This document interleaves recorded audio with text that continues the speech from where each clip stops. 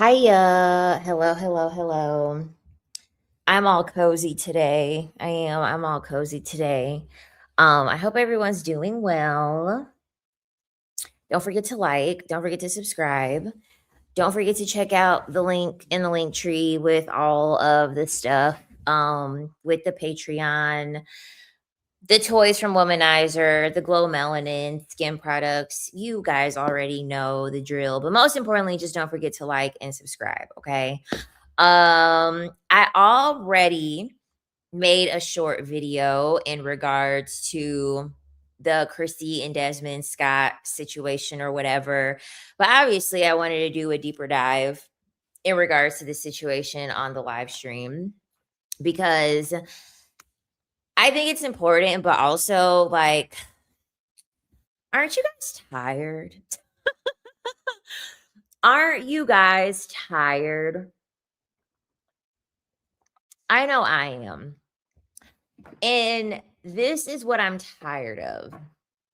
I am tired of women being shocked by this.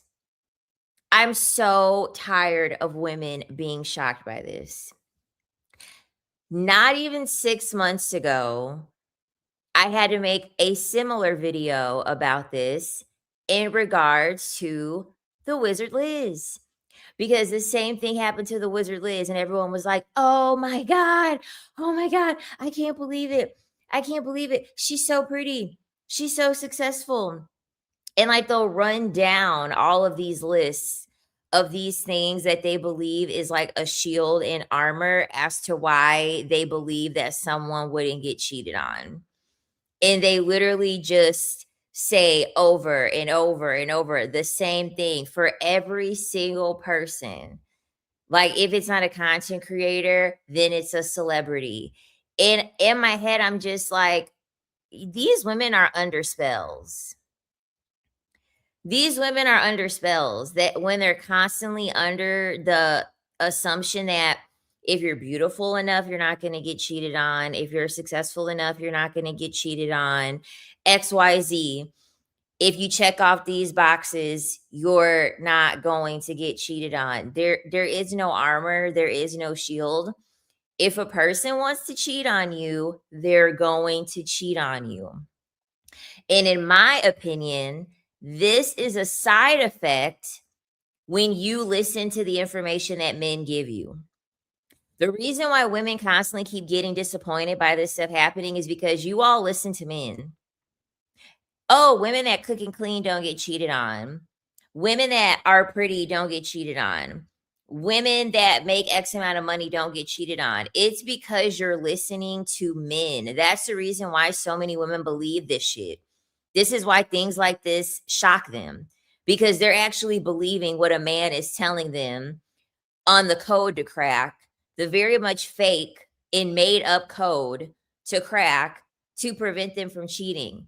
And what happens is that this gives women control issues.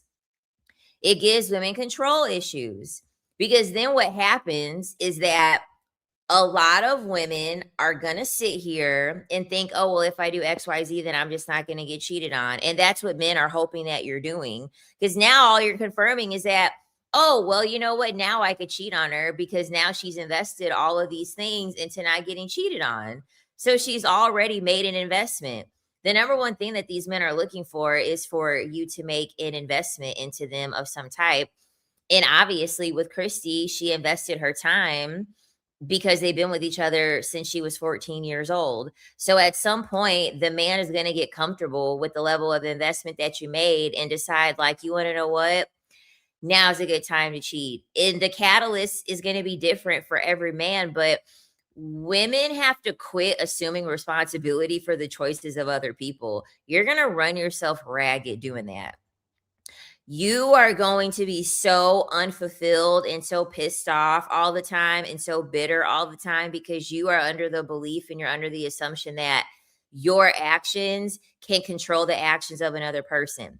That's what the patriarchy is built upon. It's built upon the fact that as a man cannot do anything without someone being the catalyst for him to do it. Well, if you wouldn't have worn that, I wouldn't have lusted after you. If you would have just been nice to me, then I wouldn't have harmed you. If you just would have not let yourself go, then I wouldn't have cheated on you.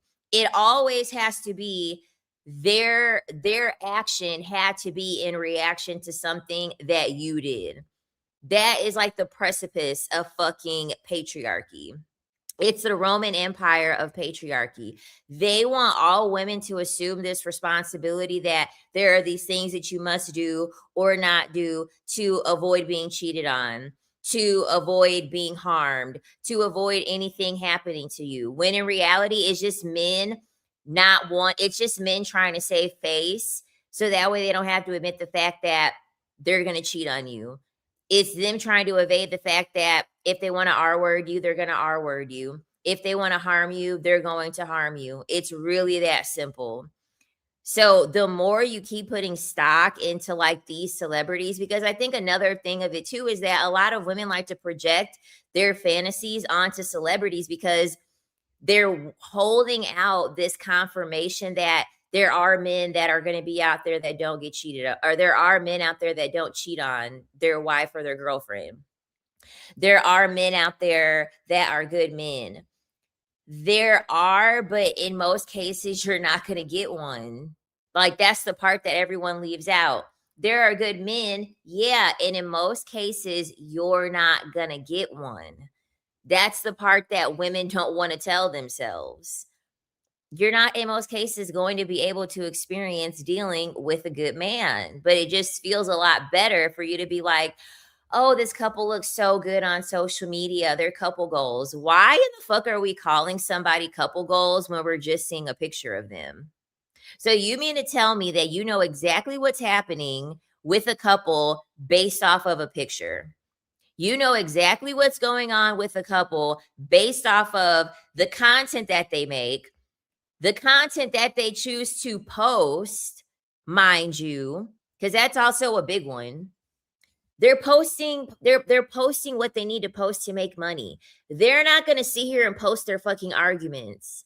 They're not going to sit here and post any negatives of their relationship. Why would they do that? The fact that people are still this easily impressionable is concerning to me. The fact that society and human nature repeats over and over and over and over, and that the pattern recognition is uncanny, and you still have women holding out hope for these relationships to work out. It makes no sense to me. You're better off ripping off the Band-Aid and being like, hey, you know what? There is a possibility that if I decide to get with a man, he's going to cheat on me. And there probably is going to be a high possibility that he's going to cheat on me, because a lot of people keep saying like, but Christy's so beautiful and she's so pretty and I don't understand how she could get cheated on. No amount of beauty is going to spare you from getting cheated on if a man wants to cheat. And in the context of their relationship, most men, given the circumstance that her husband was in, let's just call a spade a spade. He was on the sideline. Okay, he was the cheerleader. He was the Nick Cannon to Mariah Carey. He was playing the back. And you can see this throughout the content. She has way more followers than he does. He's a chef and she is a well-known content creator. He is the one that is in the playing the back to her. Most men cannot hold most men cannot hold on to the resentment that they have for being with a woman that is outshining them. He could have been Gordon Ramsay level chef. He could have had his own TV show, level of Gordon Ramsay. He still would have been playing the back to her. And that's what a lot of men cannot handle, because it emasculates them. It makes them feel not so good. Because no matter how hard a man works, a man's hard work and a man's accomplishments cannot outshine the magnetism that a woman possesses. I've seen it time and time and time and time again. Hold on.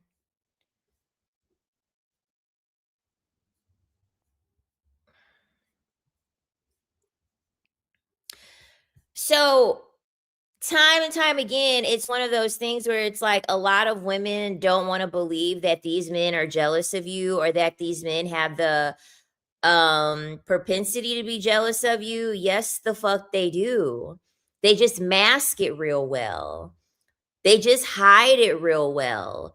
But through very small actions and through things that they say, and they kind of have this passive aggressive, they have this passive aggressive, demeanor in response to you getting compliments or like you getting brand deals and stuff like that.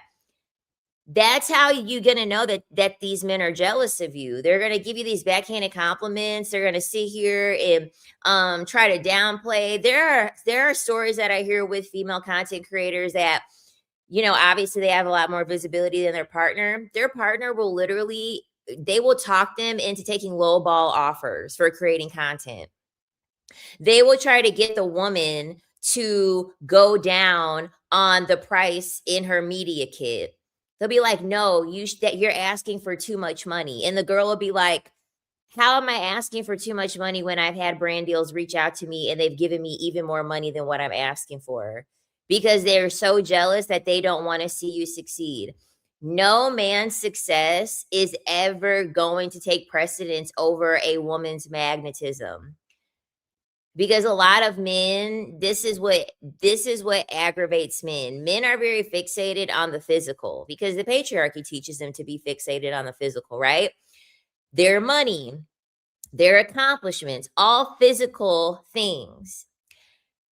They love taking in the non-tangible things, but they understand that they don't have those non-tangible things that women do. So no matter how much they hit the mark of hitting all the physical things, the non-tangible things that women possess is what makes women be magnetic, and they're very very jealous of that.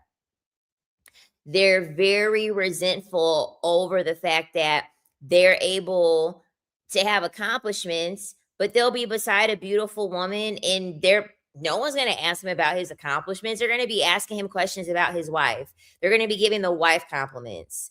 No one's going to compliment him for opening up his business. No one's caring about that. He's going to get a few compliments all night. She's going to be the one constantly getting compliments. These men can't stand it. So what a lot of women believe in their brain to be the truth, it's the opposite. It is the complete opposite. These men will say that they want a beautiful woman, but they don't want to deal with the repercussions of having a beautiful woman. So a lot of women will think, well, if I have a high level of beauty, that will protect me from getting cheated on. If anything, that's going to motivate him to cheat on you. Because at first they look at it like, okay, I must be worth something because I was able to get a beautiful woman, right? I was able to get a beautiful woman. And then over time, they're like, okay, I'm tired of her getting compliments all the time. Okay, I'm tired of people stopping to have a conversation with her to want to get to know her. I'm tired of having to intervene on men trying to ask for my girlfriend's number. When they're constantly getting reminded of the fact that they're with a beautiful woman, that's when they're like, I'm fucking sick of this. I'm tired of this. My self esteem has now taken a hit. My masculinity has now taken a hit. So what do they do to try to get rid of that feeling? They go searching. They go searching for somebody that makes them feel like they're not emasculated.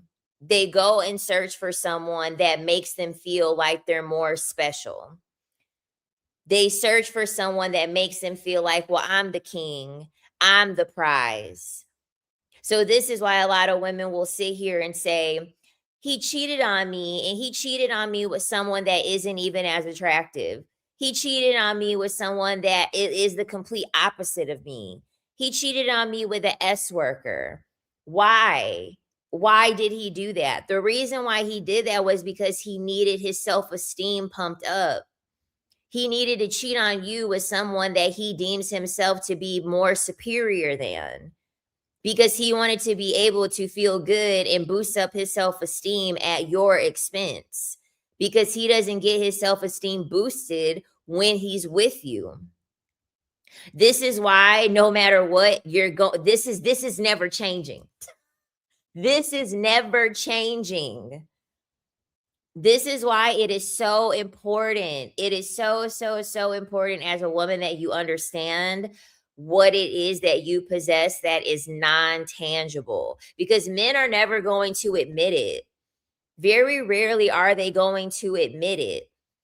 They're going to sit here and talk about everything that you're lacking in that's tangible, because they don't want to give you credit for the non-tangible things that you possess, because they don't want you to have a sense of knowing your value. Because once you know your value, they don't get a chance. They're not going to get an opportunity to humble you and embarrass you and make you look bad.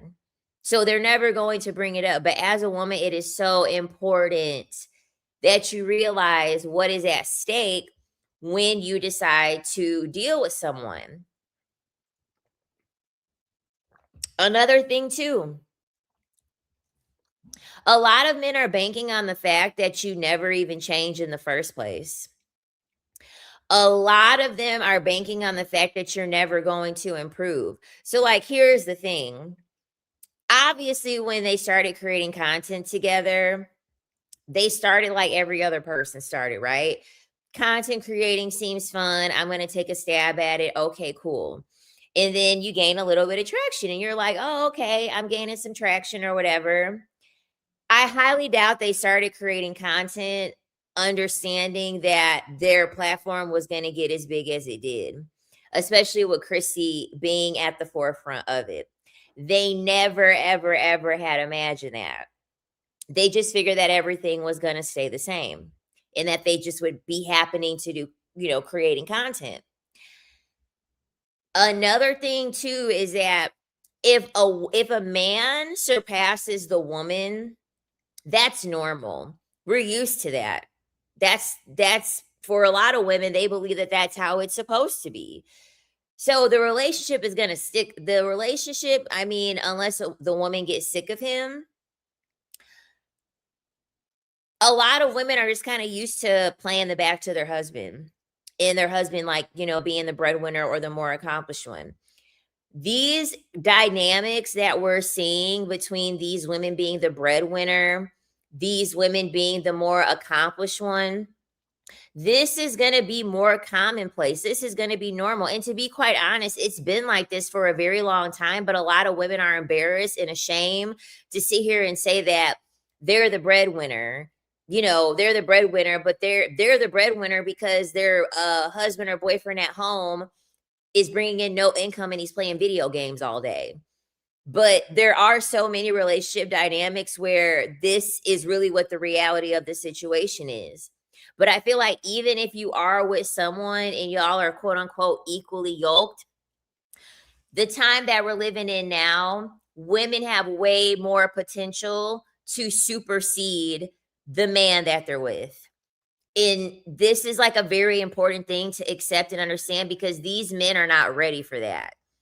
These men have not grown up in a society where that is the norm. These men are still holding on to these old traditional dynamics. They're even spewing out these old traditional dynamics knowing that they don't work.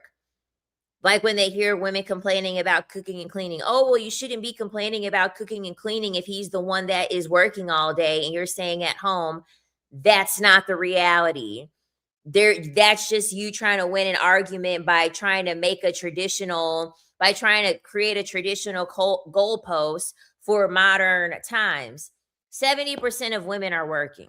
So this whole us complaining about cooking and cleaning, no. Women are complaining about cooking and cleaning because they got to go to work, just like how their partner has to go to work, except they don't have a partner. They just have a grown adult man that they're taking care of. And in some cases, paying to be in a marriage or in a relationship with. Has nothing to do with these men are talking about. So a lot of these men cannot handle this dynamic where you're gonna have to play the back, because women can work and women can go out here and they really can make a name for themselves, and they really can be in the limelight and get a lot of attention. And another thing too that a lot of women have to realize is that no formula is going to be able to work.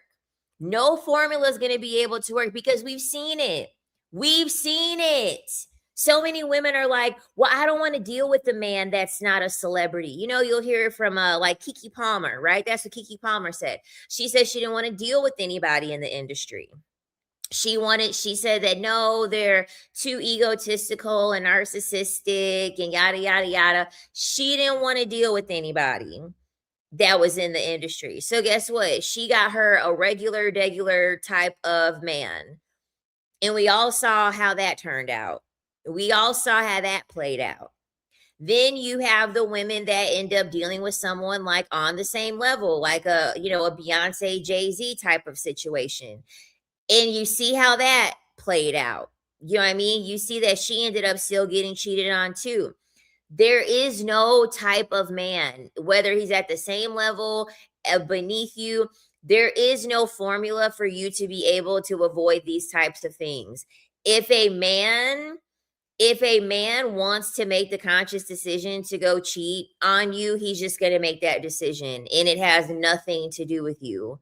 And it doesn't mean that there's something wrong with you. I can't believe that women are still under the assumption that you need to internalize the actions of another person.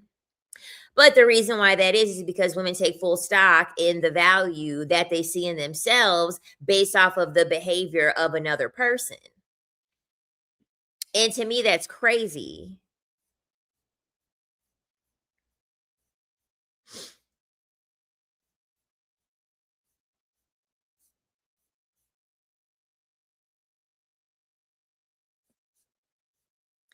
Yeah, they just can't stop. Honestly, they legit just can't stop cheating. And also, I've mentioned it before, but outside of like a Hollywood or content creating type of level, I mean, I'm talking more of like just like an average level, people like us level. I made a video about it before. But another thing with men that a lot of women discount, women are always used to getting attention. We're used to getting attention. We're used to being able to have, you can get on a dating app right now and you can have 100 matches.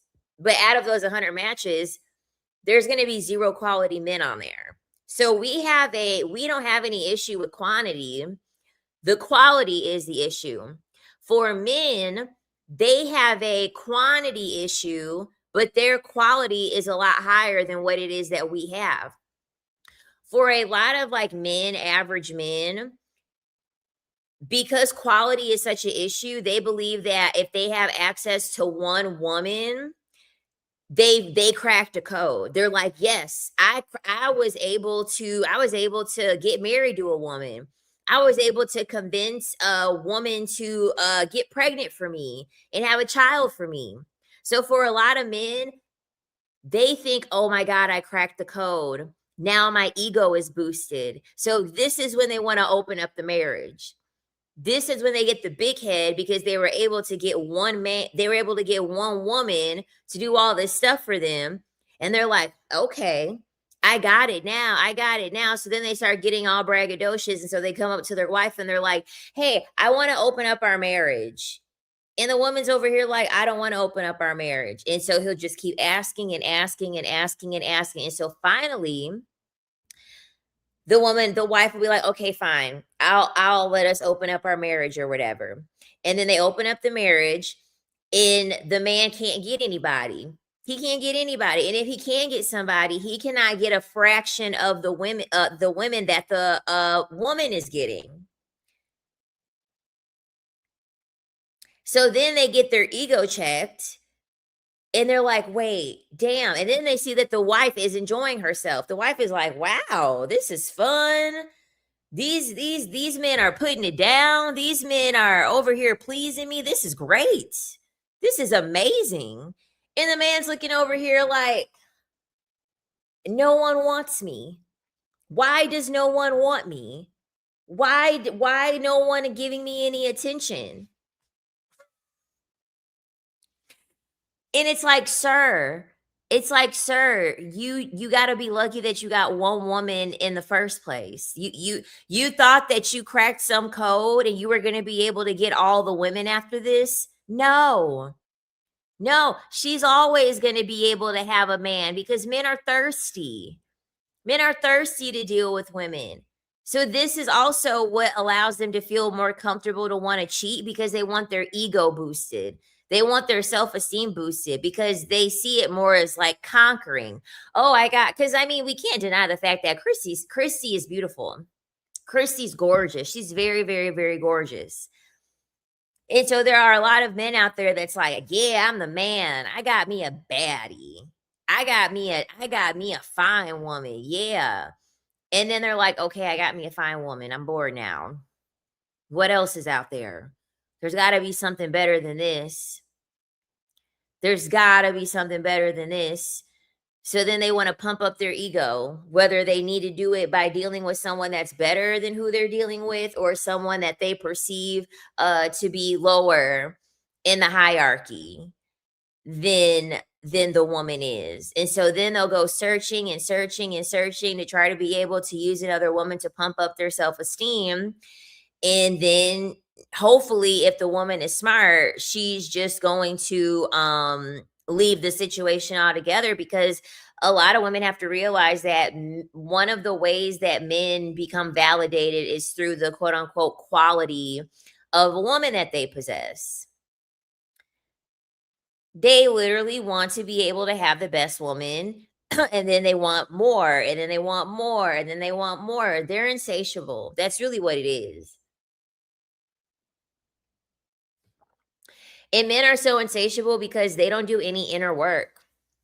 They don't do any inner work to try to figure out why is it this hollow part in my heart where I just feel like I need to constantly be sleeping with someone and cheating and searching for sex all the time. They never ask themselves that. They're just like, this is what I want to do. So I'm going to go on ahead and I'm going to do it.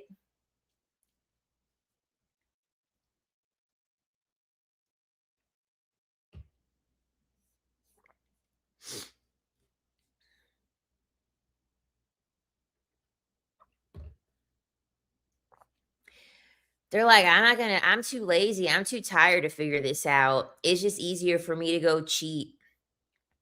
Just easier for me to go cheat. Because, yeah, no. These men are insane. These men are insane. This is why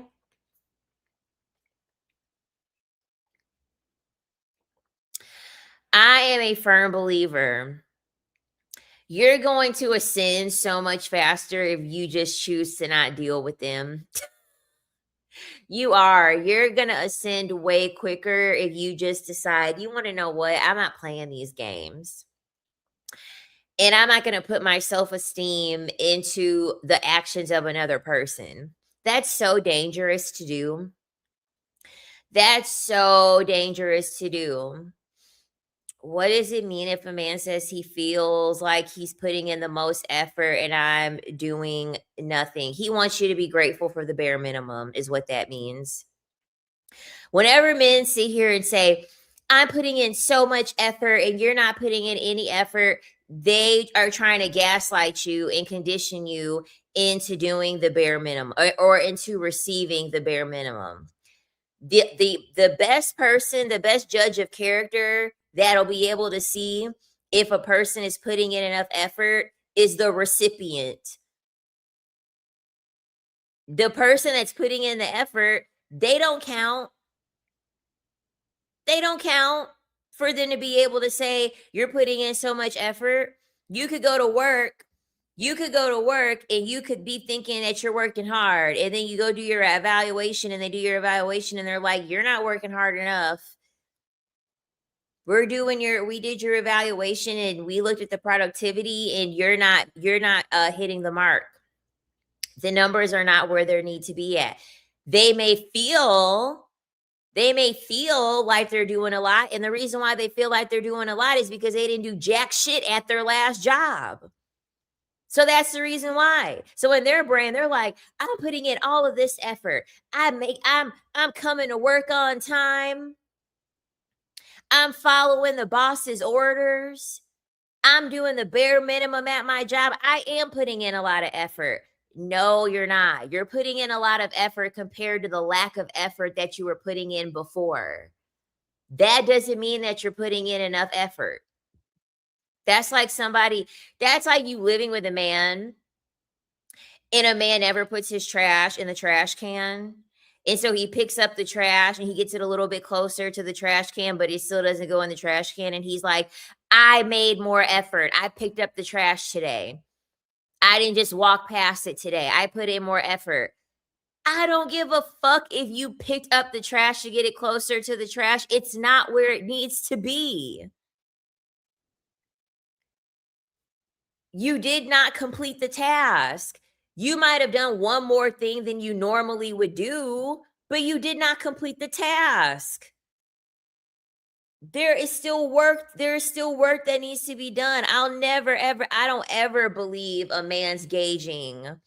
I don't ever believe a man's gauging of his effort. Never. Mm-mm. Never, never, ever, ever. Mm-mm. Mm-mm.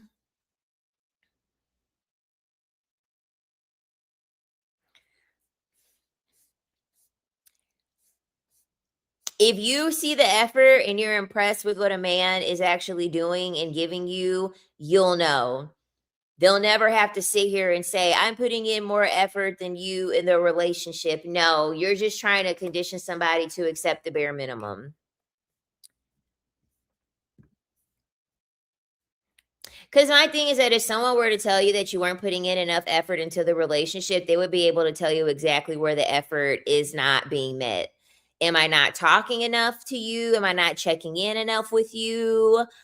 Am I not complimenting you enough? Like, no.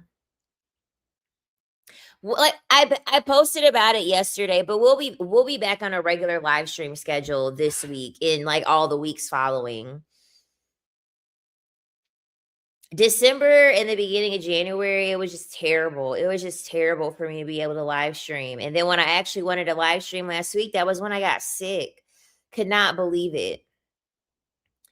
Could not freaking believe it. But aside from that, okay, aside from that whole thing, I just really don't think that women should be holding their breath if they're going to be in these relationships with men that they are above a man deciding to cheat on them.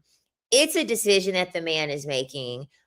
It has nothing to do with the woman at all whatsoever. I've never been the type to take ownership over the decisions that a man is making. If a man is going to do it, you know what? He's just going to do it. If he's going to make that decision to cheat, he's just going to make that decision to cheat. It's really that simple. I think women put way too much stock in that when it's a really high level of certainty that they're going to cheat on you anyway. So if you can accept the fact that at one point they may cheat, then okay. But if you can't accept that at one point in life and when dealing with them they may cheat, I wouldn't deal with them. I wouldn't deal with them, and I would never rely on a man for my self-esteem. That's why it's called self-esteem, because you're supposed to gain it from yourself. Another person's actions toward you or lack thereof should never be indicative of how you view yourself and how you look at yourself, which is probably why she left. Which was probably why Chrissy had no problem leaving, because her self-esteem isn't rooted in the actions of her husband. Her self-esteem is rooted in how she views herself, and she views herself as a woman that's not going to tolerate getting cheated on because she knows her value.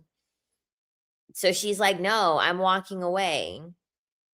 Because I mean, if cheating is a hard no for you, and cheating is 1000% something that you do not tolerate, and you still stick around and you have the ability to be able to leave, then yeah, that means your self-esteem is rooted in another person's actions, and it's not rooted in the belief that you have about yourself. So then you'll just choose to stay.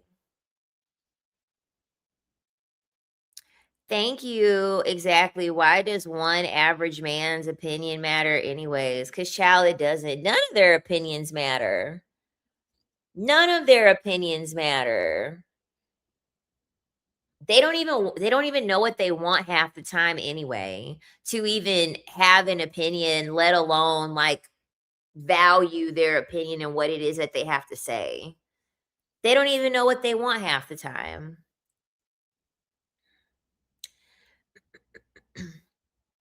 Yep, I'm friendless too. I am. I'm friendless too. And you want to know what sucks too?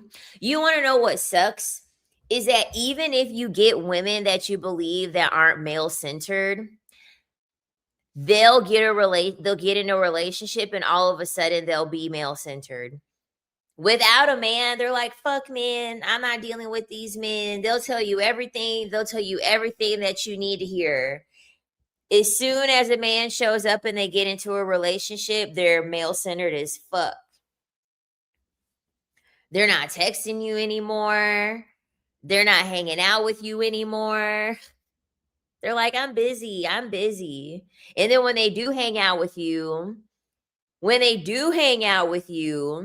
they want to bring their boyfriend. Like, I'm not enough.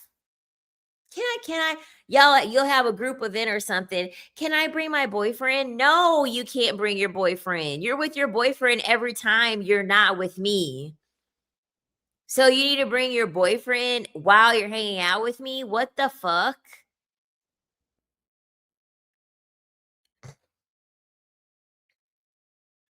So even if you think that you have a friend that's not male centered and she truly has decenter men, see how she acts when she gets into a relationship. That'll be the test.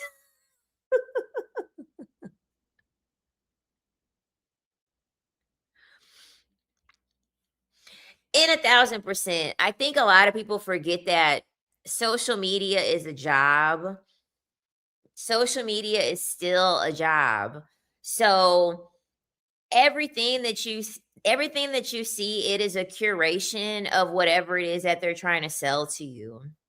It's a curation of whatever um picture they're trying to paint to be able to influence you. This is why it's very important that you don't take full stock into these things. Like, it's so crazy to me how there are people that are like, they love that trad wife content and they love like Nara Smith and Ballerina Farms. And it's like, they're working.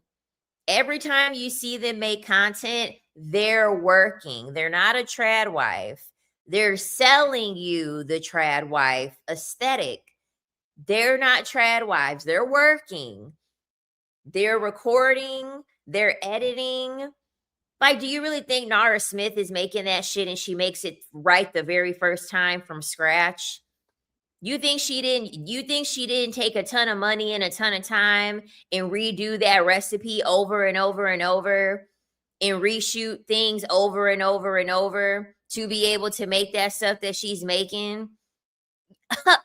Hell no. She probably invested 16 additional hours in just making the shit. And yeah, Shira is working too. And Shira be working hard. She be live streaming on here. She live streams on TikTok. And she's been live streaming on Instagram. And she'll do it all in one day. She will sit here and do all three in one day. Girl, y'all, the TikTok is trying to come off of they're trying to come after Shira, y'all.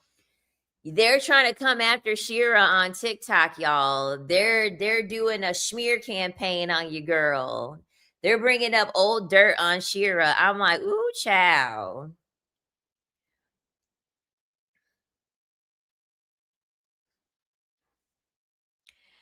I was like, "No, not the m" I was like, "No, here we go. Here we freaking go." Mhm. Yeah, sure be working hard as fuck with the live streaming. Everyone's working. All of us are working. Hey, welcome back. Yes, they tried that last time on TikTok and it didn't work. And the thing exactly, they can't burn Shira with her own tea she already spilled. That's the thing. She's already been very transparent with that stuff. She's been very transparent with all of that stuff from her past. So it's so crazy that they're like, yeah, this is the tea on Shira. And it's like she's definitely mentioned pretty much all of that stuff on her channel before. On the bringing the boyfriend, in their mind, it's a flex. Exactly. In their mind, it's a flex. And then for everyone around them, it's fucking annoying. Now we have to sit here. Now you have to sit here and monitor what it is that you say. You can't bring up certain things. You can't have the time that you want to have because your dusty boyfriend is here. It's like, damn, you couldn't keep him at home. Does he have separation anxiety? Or do you have separation anxiety? Like, what is going on?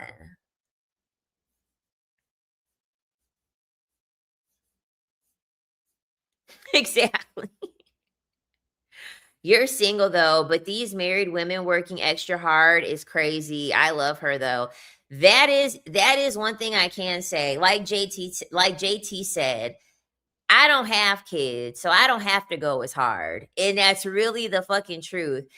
I could really, really be going crazy and like doing all the digital products and like doing the consultations and stuff like that. But it's like, I have a high earning career. I'm not married and I don't have any children.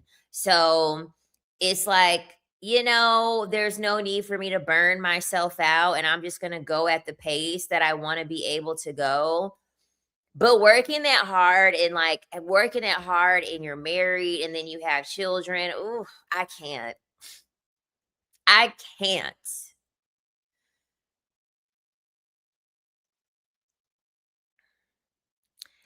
Yep.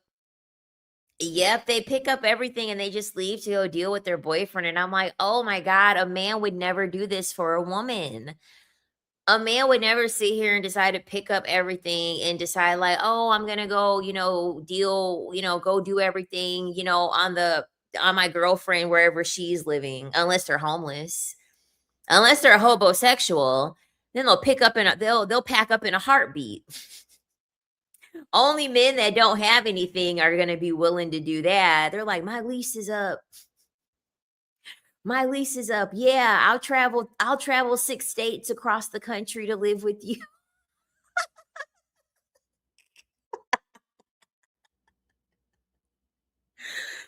They'll pick up real fast. Before you can even say you're moving, they're already at your front door with their luggage.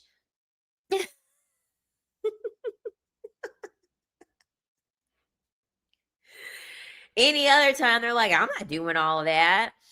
I'm not leaving who I'm with." Yes, I love being single with no kids. So much freedom to do what I want when I want. I'm not tied down to no one. It's a beautiful thing. It's really, really nice. It is. It's really, really nice. I am just so happy that Christy ended up leaving Desmond. I am so happy. Like, I'm so, so happy. And we better not ever see him in any content again. We better not ever hear a mention of him ever again. Like, because sometimes when women leave, they get the little cold shiver. They get the little cold shiver and they're like, maybe we could reconcile. And obviously they have to co-parent because they have children. So I mean, obviously he still has to be in her life to some capacity. I don't ever want to see that man again. I don't ever want to see that man again in her content.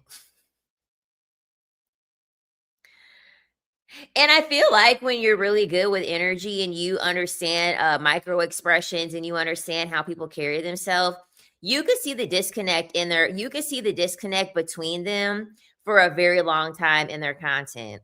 Because I used to actually watch their content, I used to be a follower of their content, and I quit watching it because I was just like, this isn't couples content. This is just like some bystander that doesn't want to be a part of this. And she's the one that's like carrying the content. Like it got to the point where I would watch her content and I'm like, why is he in there? Why is he a part of the content? He doesn't want to be there. It would be so apparent and so obvious that he did not want to be a part of what they were doing. He did not want to be there. He was like, it's time for me to clock in. It's time for me to clock into my assistant job, my wife assistant job. I got to be an assistant to my wife for this content so we can make money. I don't know if it was a man that he really cheated with. With that laugh he had, I'm sorry. A person that's laughing like that is usually a woman or dressed in drag. Just keeping it real.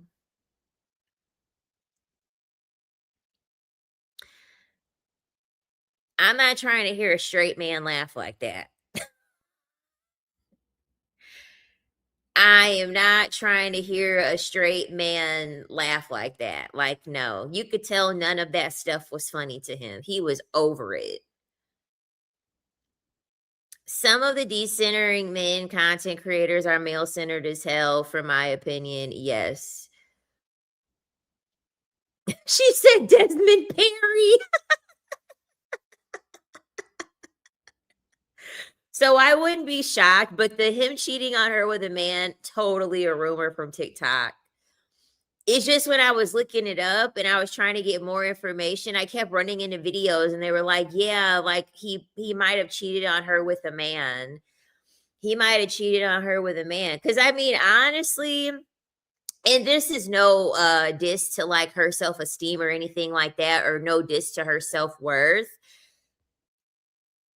But this is a reason why I even put it in the video that he cheated on her with a man.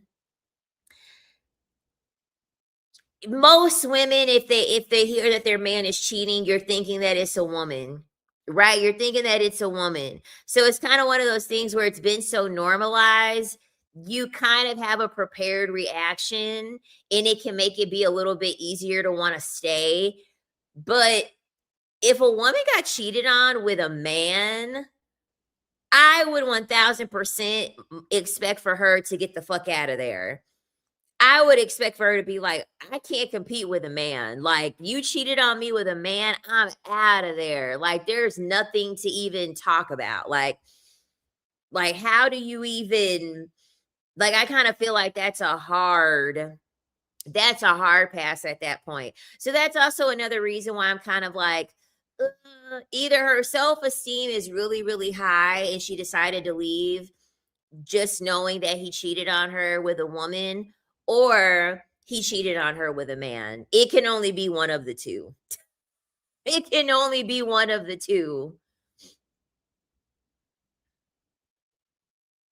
He threw up when she joked that she was pregnant. That was very odd. Ooh, I didn't know that. I didn't know that. They said he in the closet and she out the closet with the singer Her. They are Jehovah's Witness. They deal with a lot of suppression. What? What? I didn't hear any of this. Where are y'all getting this tea from? I didn't know they were Jehovah's Witness either. I had no clue. I figured that they were probably in regard to like Christian, not Christianity, but I figured that they were in regard to some type of religion because meeting someone at 14 and having that be the only person that you deal with, it always gives like, it always for me gives like some type of like religion.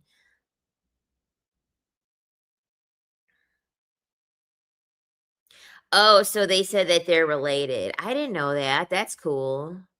That's the only reason I might believe the rumor because she actually left. You know, wives don't be going nowhere, honey. Yeah, and the thing about it is that all of the content that they create with each other for most women, that would be hard to walk away from.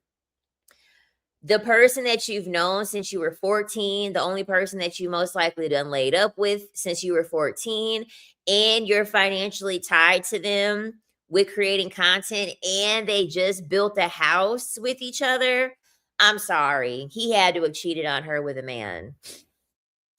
So that's the reason why I brought it up because to me it just kind of makes logical sense. Kind of feel like if he cheated on her with a woman, we'll go to couples counseling. We'll figure it out. We'll see what we can work with you cheating on me with another woman. But a man, the spiritual whistleblower said she believed Christy and her were possibly secretly seeing each other. She got me blocked. The spiritual whistleblower, she's got me blocked.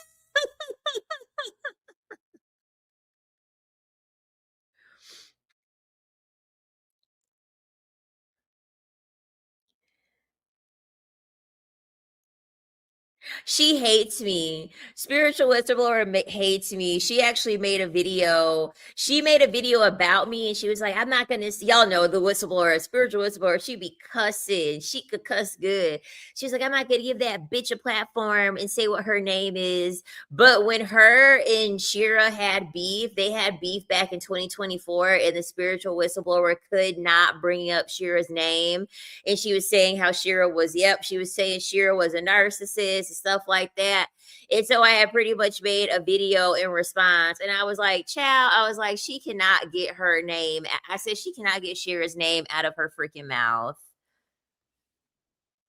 Yeah, it's on TikTok. It's on TikTok, not on here, on TikTok. But she definitely blocked me.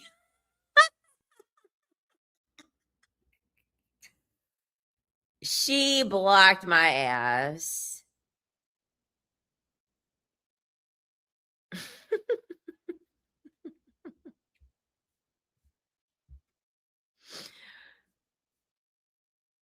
I was like, well, there's that.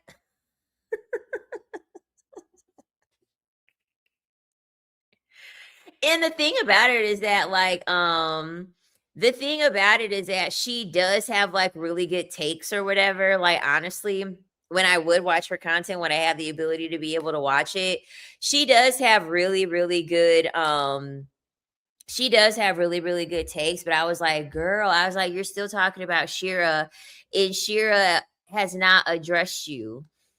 Like, it was just one-sided. And I essentially made a video calling out the one-sidedness of the beef. I'm like, "You look kinda ridiculous." Like, the way I pictured it was that, like, spiritual whistleblower was just, like, steady screaming at Shira, and Shira wasn't saying anything, and I'm like, "Girl, you're screaming into the void. You're screaming into the void, and you doing this, none of this is gonna translate to you getting more followers on TikTok. None of this is gonna translate. Her fan base is not going to see this video and decide to follow you. It's just not gonna happen."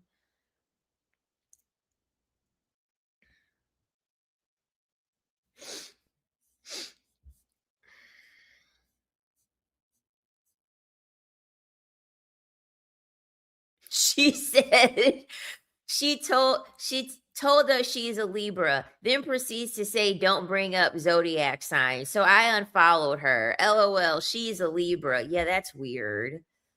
That's freaking weird. Like, obviously you care about astrology. You brought up your sign. Usually people bring up their sign as like a signature. Like, "Oh yeah, I'm a so and so. This is the signature to like my behavior and why I act these types of ways." Like, what the Lord, let me tell you. Let me tell you, these people are crazy. Someone talking crap about Shira is what made me follow Shira. Exactly.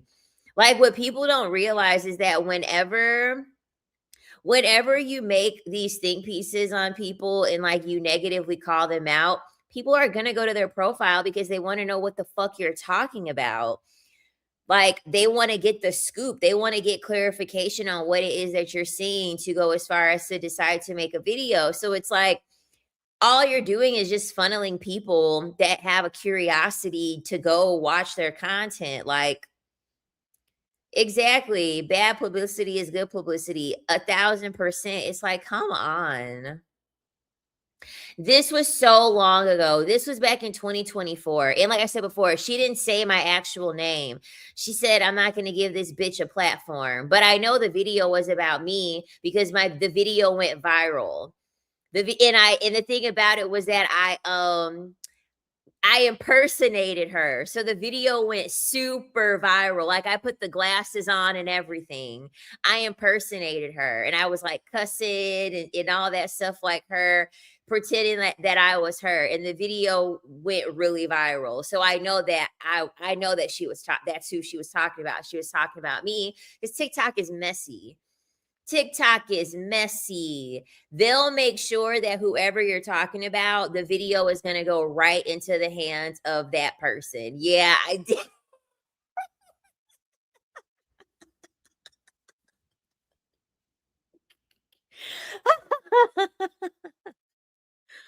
She was not having it. She was not having it. That video went to her and I put the spiritual whistleblower and everything. She was not going for it. So the rumor that they had on and you want to know how messy people are? Oh my god, you want to know how messy people are? So if you type in Shira's name, they took it off of Reddit, but someone had made like this smear campaign post in regards to Shira. And like most of it is all the things that like she's pretty much been honest with. But someone said that she learned from some hotep.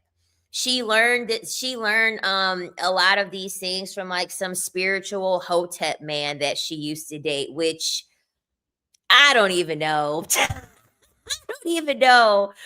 I have seen old videos of Shira when she was wearing like the more spiritual stuff. I mean, obviously she had a spiritual channel, but supposedly someone had a rumor saying that she learned this stuff from some like male spiritual hotep person, which just cracked me up.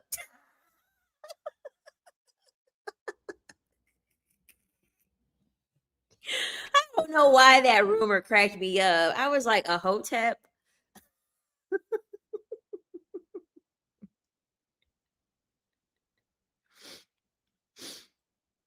I'm like, really? Who knows? Believe it or not, a lot of the spirituality practices that like women have and like hustle culture, they really do learn them a lot from men. Believe it or not. They really do learn it a lot from men. I'm telling you, like the men, they gatekeep the information and then like they create like these cults out of like whatever spiritual thing it is that they're doing, and they will like share their like weird beliefs and stuff with the women, and so then the women will take them and then they can use them like as their own practice or whatever. That show Wayward on Netflix, which is really good if you're into that type of stuff like spirituality and like mind control and things like that. The show's really good, but that was like the premise of the woman that created Wayward. They marketed it as like a kind of like a boarding school kind of. They market it as a boarding school, but it's really where they do mind control under these people. And the woman had like learned the practice from a man, like the door practice from a man, but she like did her own spin on it.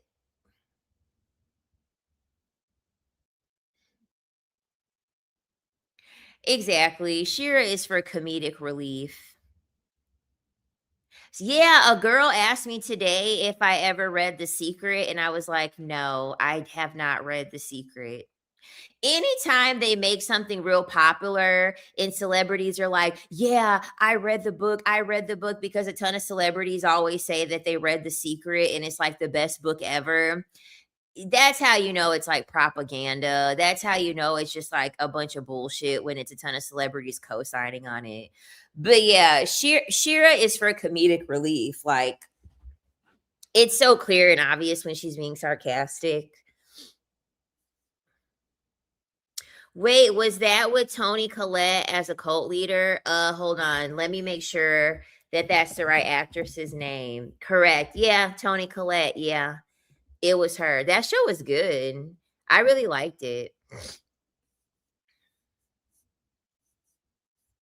Exactly. Exactly. I thought Shira and Billy Carson could have been a spiritual power couple. Yeah, if he liked black women. Yeah, if he liked black women, we clearly could tell that he doesn't.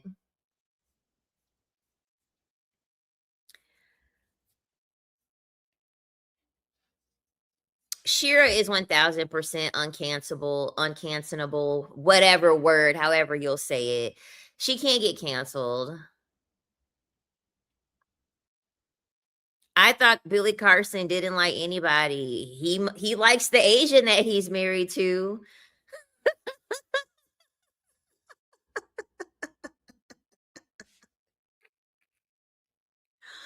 They tell you the what and why, but not the how and the secret. Manifesting is more than believe and receive. Yeah, it's a bastardization.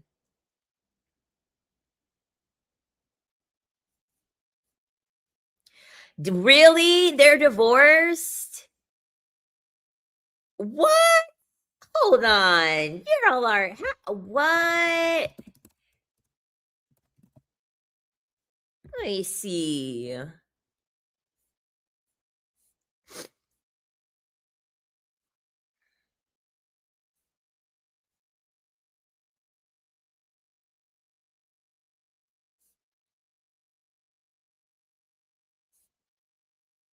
Oh, how long ago was this?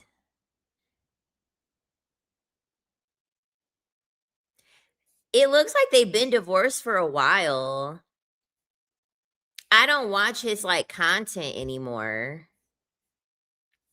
I don't watch his content anymore. People are saying that he got divorced because people are saying that his family left him because he said he had an alien sighting. Quantum Dusty. That's a good one. That's a good one. Quantum Dusty.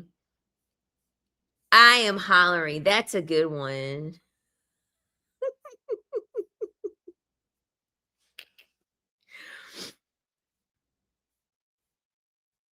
That's what people are saying on Reddit. People are saying Billy Carson. It pretty much says that he claims that his family left him because he told his family about alien sightings. Like, I don't fucking know. I had no idea that they were divorced though. Oh, there was a guy. Oh my god. So there was this guy that was his first wife. So then he's still with this other girl. So this is the second time that he's married. So he's still married to the Asian.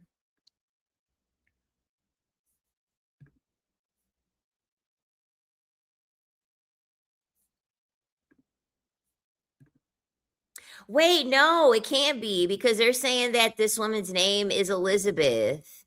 It says the esoteric researcher went through a divorce from his wife, Elizabeth. So unless he had two wives named Elizabeth, unless he has two wives named Elizabeth, he definitely is no longer with the Asian lady.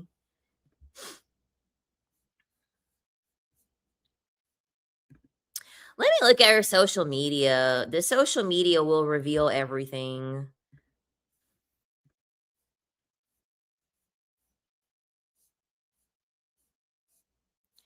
That Billy Carson dude is a con. Be careful. They're all cons. They left because he saw an alien. That's what it says on Reddit.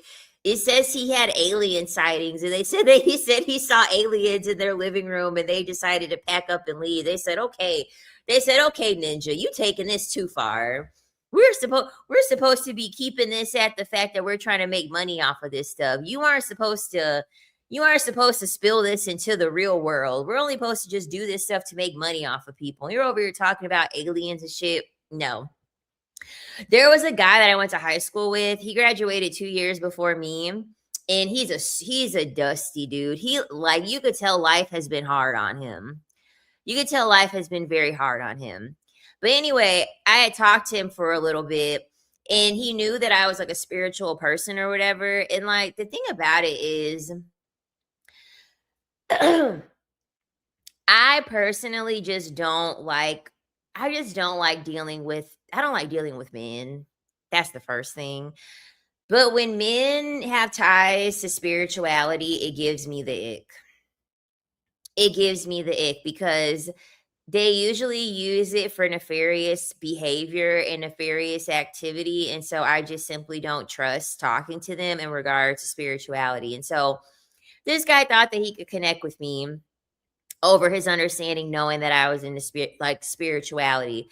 So, he was talking to me about, like, gematria, and the thing about it was that he was not into spirituality. He was into conspiracy theories. Quite the fucking difference. Okay, quite the fucking difference. Okay, a lot of these men believe that they're into spirituality. Their asses are into conspiracy theories. That's not the same thing. Okay, and he was trying to pass it off as if he was spiritual. Okay, I'm always down for a good conspiracy theory, but when men take hold of anything, they do it on like a large extreme. Like they can never just look at something objectively and be like, okay, that's a little off. And then just leave it at that. They're like, oh, well, that's a little off, which means that this, which means that this. And like they always circle it around to like them being the ones being attacked.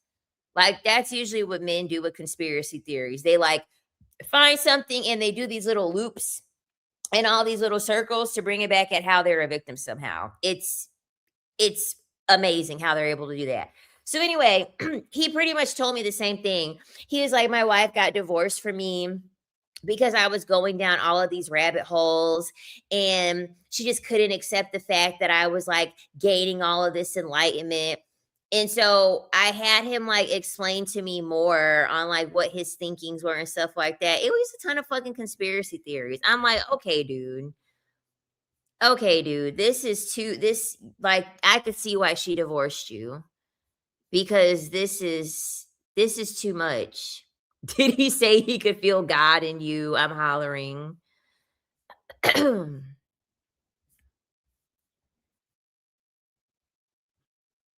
Is gematria like geriatric? You spelled it right.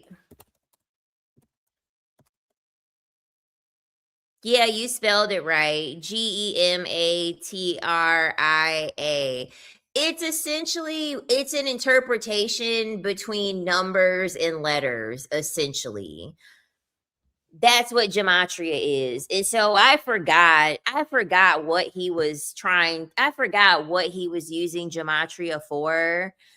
But that's what it is. It's an interpretation of letters to numbers. Geriatric is old age, like geriatric care.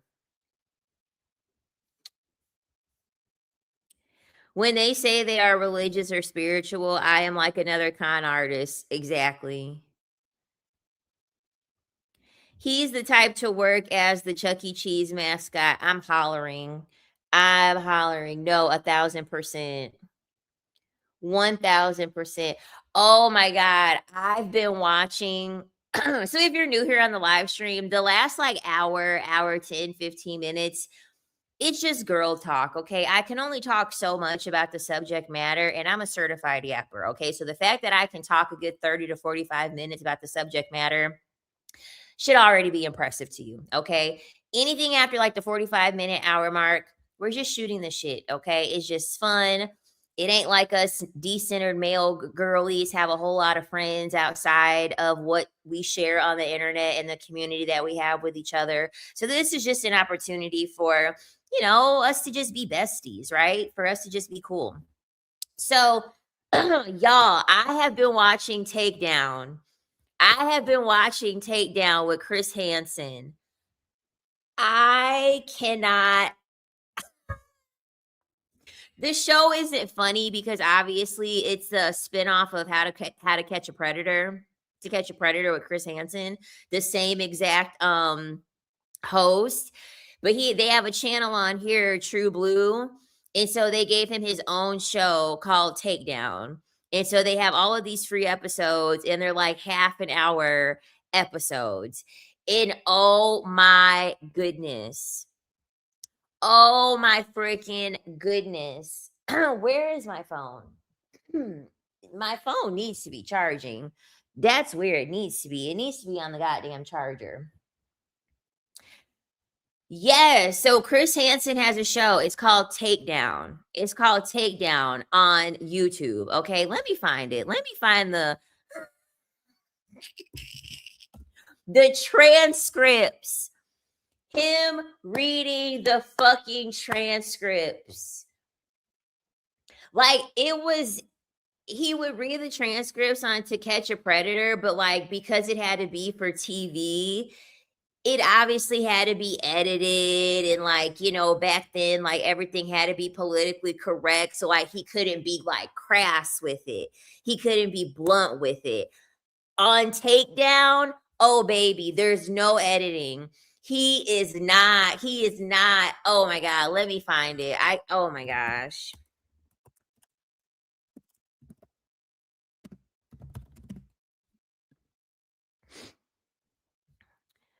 Let me see if I can find. Oh, you want to know what? I could do it with TikTok because that's where I found.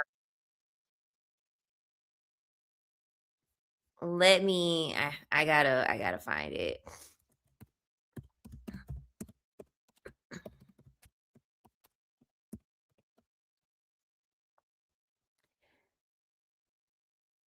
Is it gonna come up? Is it in my saved? Oh, you know what? I know where it's at. I know for a fact it's in my messages. I know it's in my messages because I sent it to a mutual. Here we go. Hold on, I gotta share the screen with y'all. I gotta share the screen with y'all because it's hilarious. You're gonna crack the fuck up. Make sure if you're at work, your volume isn't high because he's gonna say dirty stuff. So this is not safe for work. So make sure the volume is down. I gave you a warning. Okay, share screen, TikTok, share. Okay, let me make sure y'all can see it. Okay, y'all can. Here we go.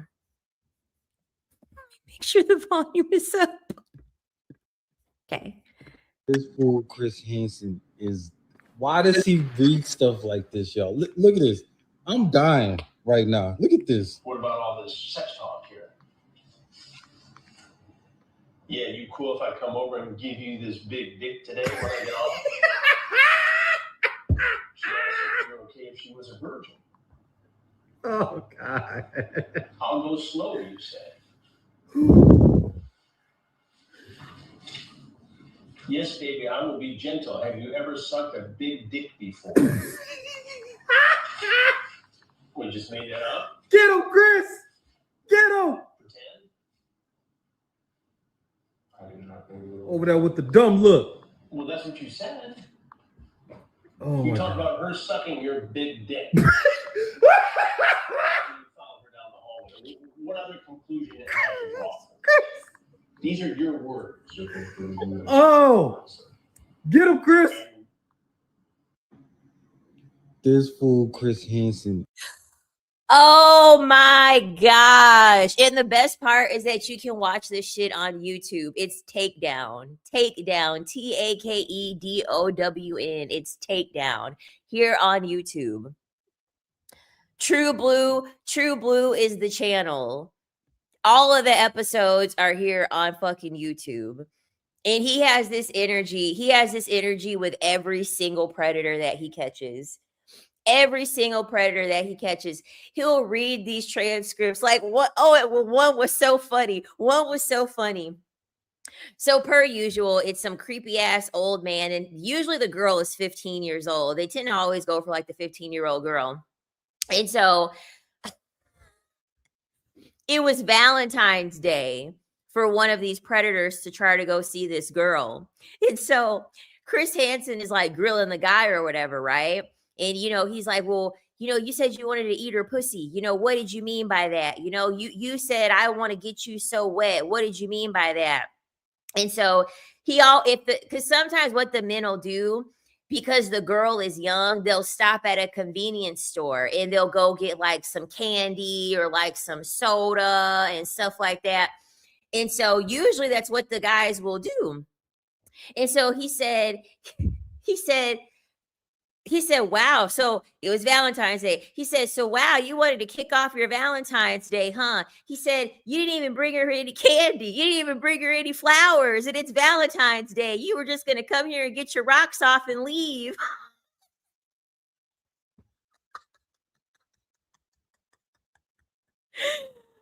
He said, aren't you romantic, huh? There was one guy, he got naked within 40 minutes of entering the goddamn place. They set him up bad. They got him good. So usually what they do on the show, they set it up under a threesome. So essentially they'll make it so that like it's an auntie, and the auntie's like, I want to have a threesome with my 15-year-old niece or daughter. It's her 15-year-old daughter. And so then the men will always ask, like, oh, is it a sting operation? No. And these men are so stupid. They think that under the court of law, the police are supposed to tell you that they're a part of the police and that it's a sting operation. How would sting operations happen if the person had to tell you it was a sting operation? And some of these men will use this as a talking point once they get caught. Well, I asked them if this was a sting operation, and legally they're supposed to tell me that this is a sting operation. What? Like, what the fuck? Like, what is wrong with you? What is wrong with you? There would be no sting operation if they had to tell you that they were doing a sting operation, or if they were the fucking police. How are they going to fucking catch you if they tell you that they're the police? So anyway, they reel this guy in thinking that he's going to have a threesome with an aunt and her 15-year-old daughter. So the guy comes, he parks, he walks into the door, closes the door, and the woman is like, because it's always the adult. So it's always the auntie that's like greeting them at the door. And it's usually with the 15-year-old too. But for this time, it wasn't the 15-year-old. So the aunt comes and she says, are you going to make good on your deal? And so he's like, yeah. And so she's like, okay, cool. So he hands her the money. And then she was like, okay, it's time for you to take your clothes off. And he was like, why are you going to take your clothes off too? And she's like, yeah, after you take your clothes off too. Man wasn't even in the house for 40 seconds. Man was like 36 years old. He had the shape of like a 60-year-old. Dude looked 20 months pregnant. Man was over here naked and had his meat stick in his hand. He was getting the meat stick ready and everything. So then the girl was like, I'm going to go to the bathroom. And so Chris Hansen pops out and he said, you sure do know how to make yourself at home, don't you? You sure do know how to make yourself comfortable in someone's home, don't you? Popped in on the dude naked.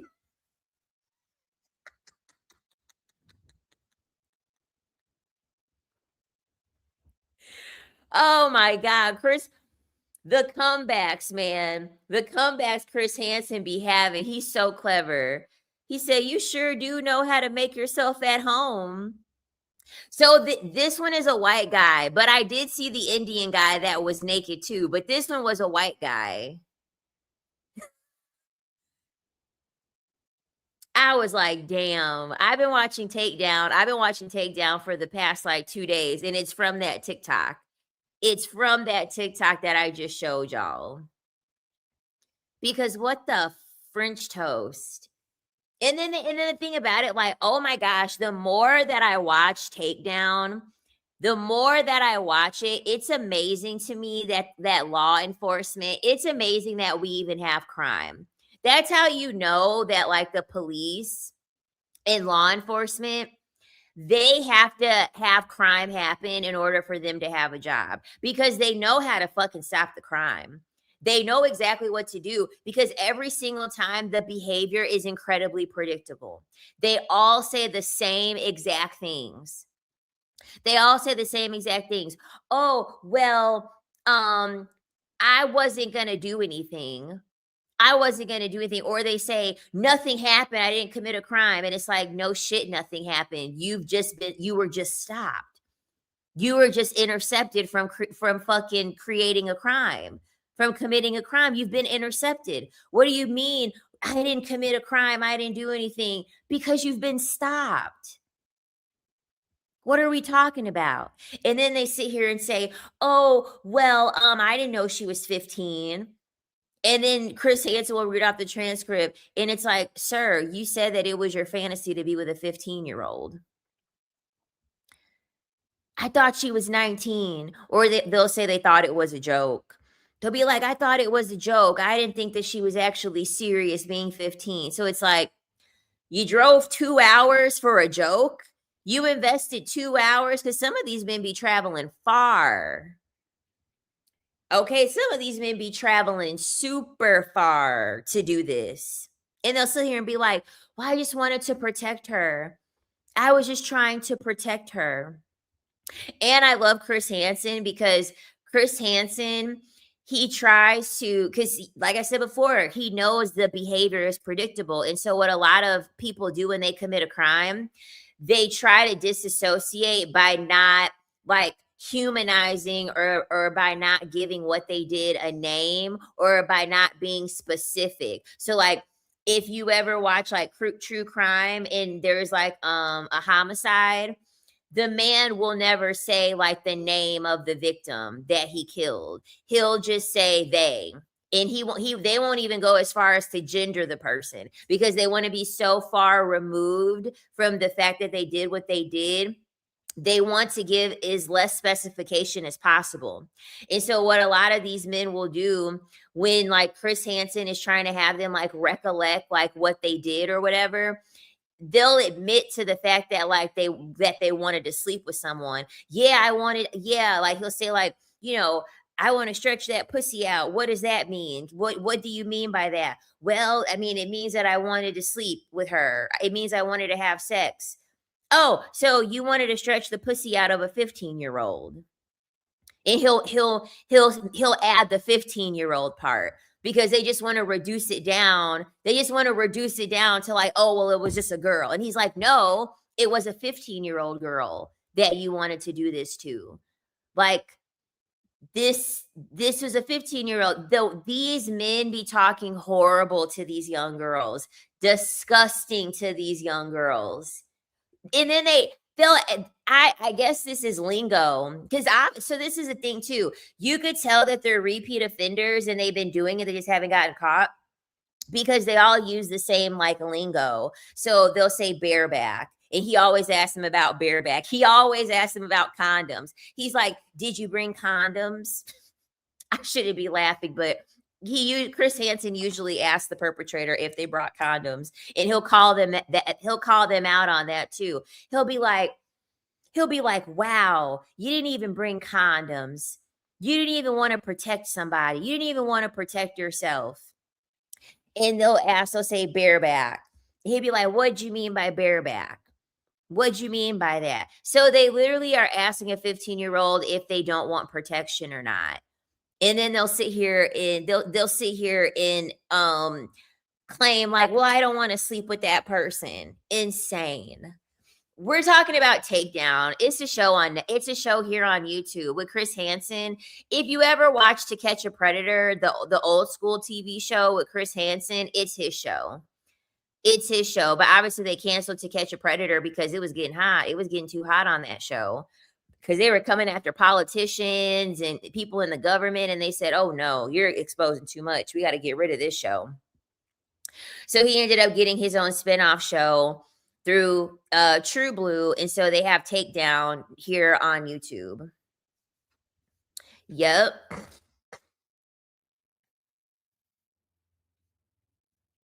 Yeah, it's disgusting how they talk to these little kids. And this guy... Hold on. This guy that we just seen, his episode is on YouTube. His full episode is on YouTube. Chris Hansen called him out. Honestly, out of all the episodes, his was the most disturbing. And the reason being is because So when they catch the predator, they let them get kind of far in their interaction with like the child and the auntie. They let it go on for a little bit. They actually kind of want to give them an opportunity to see what it is that they're going to do. This guy, he was insane. So the girl picks up, she goes to the door, opens up the door, and she tells him, I'm going to go use the bathroom. You can make yourself comfortable. He straight follows her. He straight up followed her. He didn't even put the stuff away and sit on the couch and wait or anything. He followed that girl. He was on her like white on rice. I never seen anything like it before. And even Chris Hansen called it out. He said, oh my God. He said, you followed her to the bathroom. He said, I would have had to use a crowbar to separate you two because you just didn't want to even walk away. He's like, you didn't even sit on the couch and relax and wait for her to come out the bathroom. He said, you immediately followed her back there. That was super crazy. That was super concerning.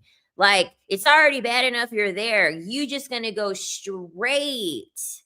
You're just straight gonna fucking.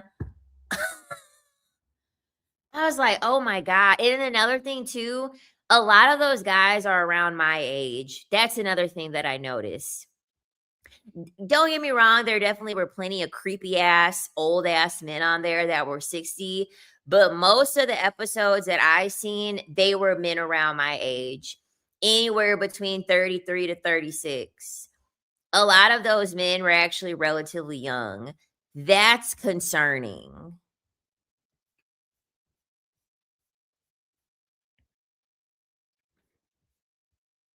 And then also another thing too, also a lot of these men, if they did have a job, because a lot of them didn't have a job, a lot of them didn't even have their own place. A lot of them live with their mom. A lot of them got dropped off by their mom. The ones that didn't have a job, yeah, their mom dropped them off, not knowing that she was dropping them off to the home of a 15-year-old girl. Insanity, right? A lot of them actually worked with children. Like one of them was a teacher, one of them was a janitor, one of them was dating a school teacher. Like a lot of the men that were on the show, they were actually in very close proximity. They were in very close proximity to these like types of things where it would be a lot of children present. It's crazy. Oh my God. Wait, no, I meant to block this person. There we go. Even though you can't block anybody, but I banned that bot. I'm assuming it's a bot. They left and they came. They came and then they left. Girl, I'm telling you, everybody on the list would have been exposed. They canceled TCAP because a public official, I think it was an attorney, committed side as CH and the film crew were approaching his home to approach him. Yep, that's exactly why. That is exactly why. So yeah, now he has takedown here on YouTube, and it's really good. And then you want to know another thing that these men said? These men were talking about how they were so lonely. And Chris Hansen would literally ask him, he's like, well, if you're so lonely, can't you just go to the bar and go find someone that's the same age as you? He would ask them that. He literally would ask them, well, you can't find someone that's the same age as you? And they're like, no, I've tried the dating apps. I've tried dating someone in person. No one wants me. No one likes me. And I'm lonely and I'm horny and I want to be able to talk to someone and sleep with someone. And I can't get anybody my age. You should make a true crime channel. You explain that case of the guy who unalived the couple who was selling the yacht well. Thank you. I do love me some true crime. I do love me some true crime because a lot of those true crime stories, you could just see the misogyny. You could just see the freaking misogyny in a lot of those true crime cases. Like one guy, he even said, he was like, every time I try to talk to women, they say that they're scared of me. And you're trying to meet up with a 15-year-old. Don't you see that that's a little, don't you see that's kind of confirming? Don't you feel like you're kind of confirming what their suspicions are about you? You're saying that women your age won't date you because they think you're scary. And yet here you are trying to meet up and have sex with a 15-year-old. Are the women not making sense here? They're scared for a reason. And now you're trying to meet up with a 15-year-old. Yeah, they can smell that shit from a mile away. That show completely confirms what every woman thinks about men when they say that they want younger women. You're too terrible of a person, and the older women that are close to your age, they can see that, which is why they're not going to give you a chance, because all of those men look creepy. They look creepy, they look weird. All of them. You could just tell, you could smell it from a mile away. Something's wrong with them.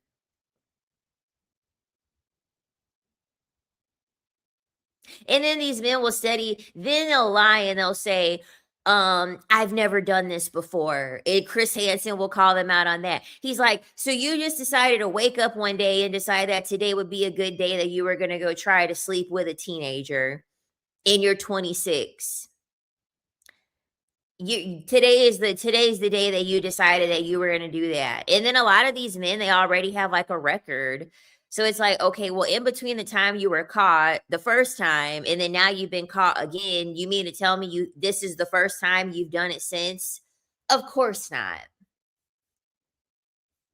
Yep, he had a documented history of violence and previously committed this crime, but he was let go. Exactly. Because the government, the police force, they all make money off of the fact that men are violent and men are predatory. And so they'll let them out because they're like, oh, they already know they're going to reoffend again. But they're able to make money when they have them coming in and out, in and out, in and out. So they're like, no, we don't want to lock them up and keep them safe, because then that means that if we just lock up every single person that is a perpetrator and a criminal, that means no one's going to commit crime. And that means that we're not going to have a job.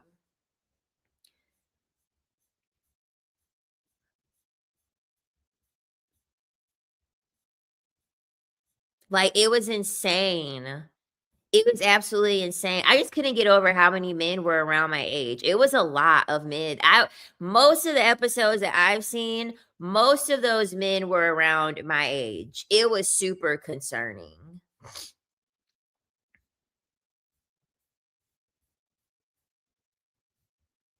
Yeah, I've never done this before. It's like, come on, you've definitely done this before. And then you also could just tell that the way that those men are, you could tell that they don't even care about the person that they were going to try to sleep with, the child that they were going to try to sleep with. They're just upset over the fact that they were caught and now their life is ruined. They don't say anything about the fact that they were potentially like, some of these men were exposing themselves. They were sending naked pictures to a 15-year-old. And never once where they're like, I really feel bad, for how I made this person feel. I mean, obviously it's a fake detective. It's not a real 15-year-old, but not once do they have any remorse for the impact of even believing that if that really was a 15-year-old girl or boys, because some of the episodes it's boys. So some of those episodes, these men are meeting up to go talk to boys, and they're having conversations about lubricant and Vaseline. One guy was talking about how he wants to use Vaseline and it's the same thing as lubricant. Some of those episodes are actually, they have it where it's little boys. That's the reason why a lot of I talk about this from time to time. People do not realize that, like, a lot of these men that are adults today, they were sodomized. They were fucking sodomized. A lot of these violent criminal ass men, these very angry men, these like DL men, I feel as though men that are abusive and they harm women and they unalive women, I really do believe it's because they were sexually assaulted when they were younger and they were sodomized. I'm a firm believer in that. But because we live in a world where like men cannot be upfront and outspoken about trauma that would emasculate them and make them look like that, they're never going to talk about it. They're never gonna say anything about it, but it's a lot of men that's happened to, a lot of men that's happened to, and they're gonna take that shit to the grave. I'm a firm believer, those abusive men, they have to be violent because they feel as though they're gay. They feel as though they're gay because they had their manhood taken. So they have to like constantly enforce their quote unquote masculinity through violence on women and children. Yep, a man talked about his pastor and deacons in his church sodomized him, and his family took the church aside. Oh, that's terrible. So sad how pick me a lot of these families are for religion. Yeah, that's absolutely insanity. I cannot believe that people are so indoctrinated and so easily controlled by like religion and just the systems that we have put in place on how we view trauma that people actually have pity for the perpetuator just because they're in the church. It's insane. It's absolutely insane. Yep, exactly. They like to feel the power that at one time they lost or be on the other side to feel better. 1000%. Absolutely. Women have so much trauma and don't do what they do. 1000%. It's because men are, and the thing about it is that they don't know and they're not taught how to emotionally regulate.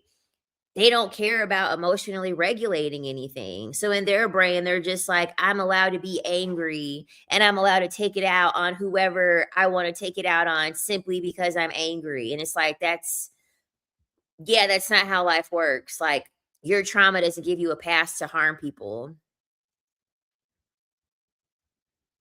Mhm. Yep, it's always amazing. People want freedom, but want to be up under someone's thumb, especially if that someone is Jesus. Girl, clock it. Clock it. I don't understand. I don't understand. It's the craziest thing to me.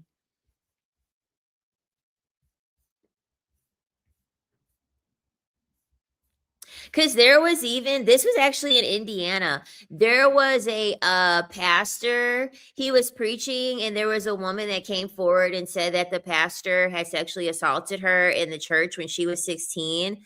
Can you believe that the people of the congregation, the people of the church, they were sympathizing with the goddamn pastor? Completely ignored this woman.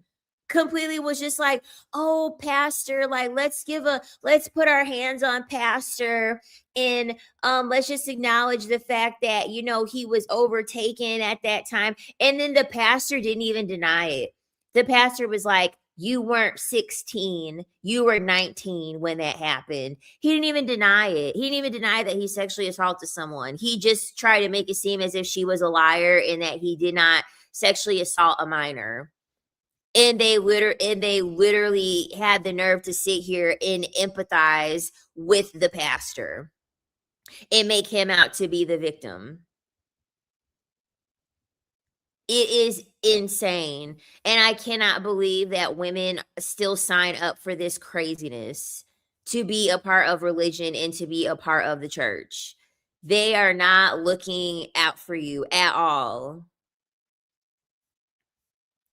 Like, we have to get the devil out of this person. Like, the devil has completely infiltrated this person, and we must use the hand of Jesus and the covering of Jesus to protect them. And it's like, what? This is insanity.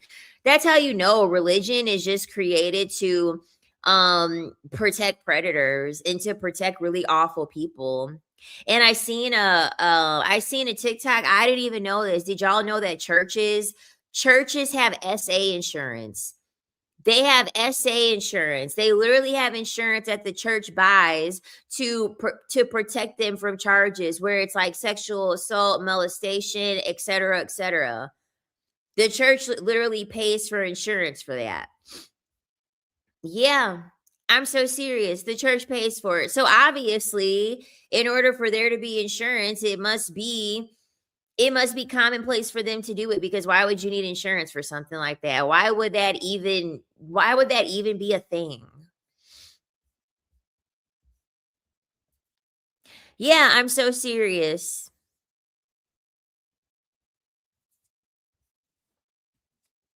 So serious. The church is nothing.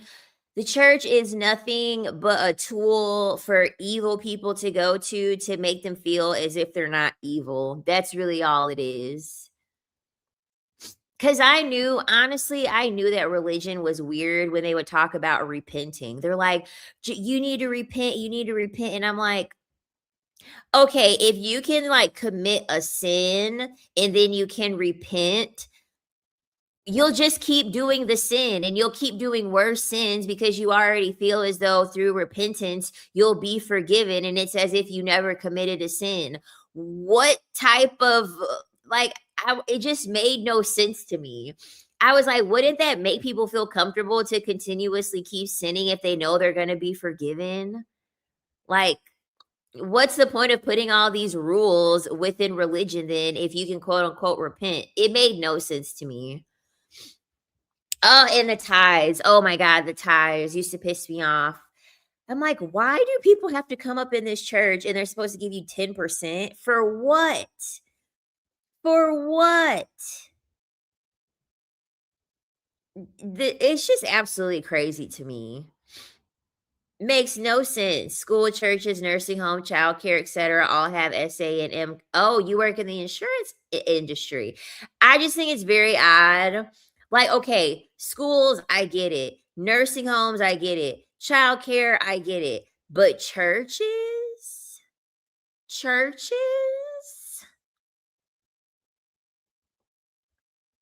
That's crazy to me. Churches is crazy to me. Old people, sick people, young people are vulnerable. So that makes sense to me that they would have insurance on that because those are all vulnerable people. But the churches, like even that list you just gave, churches, it's like an outlier.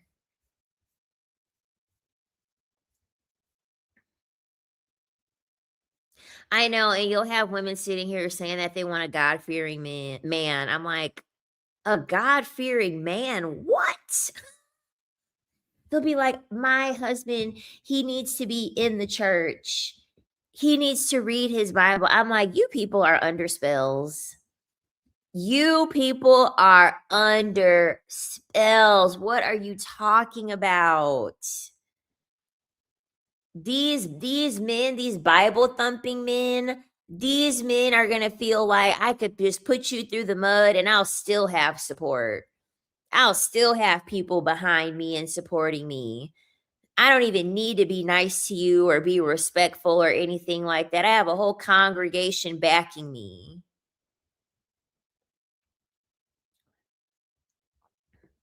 I might be in jail. You should hear some of the creepy reactions I've gotten from men when I tell them I'm a virgin and I don't look in my 30s, so they think I'm younger and not weirded out by their reaction. That's insanity.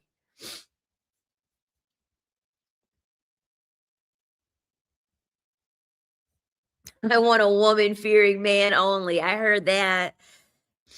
Like one time, oh my God. So one of my cousins had passed away. This was in 2023. And I went to the funeral. And then obviously, we went to the burial, and the fucking pastor hits on me. He's like, wow, you are so gorgeous. You know that? You are so beautiful. You know that? And my mom looked at him and she was like, aren't you married? And mind you, this pastor, oh my God, the pastor was super old too. He was like mid-50s. He was fucking old. And my mom's like, aren't you married, sir? He shut the fuck up and ignored my mom and me real fast. I was like, the audacity for you to hit on someone that is significantly younger than you at the funeral of a family member is crazy. Like, my cousin has only been in the ground for fucking 30 seconds, and the first thing you decide to do is tell me how beautiful and gorgeous I am. Ugh. Disgusting. Child, I went grocery shopping today at Costco, and it's like, as soon as I see a middle-aged black man, I'm like, here we go.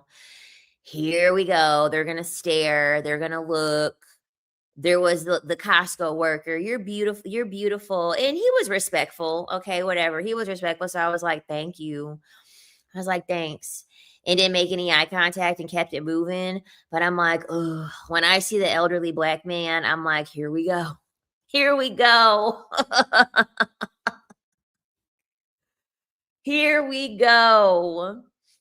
And then the man at Costco, when I tell you I don't make eye contact with men, I do not make eye contact with men unless they're constantly staring at me.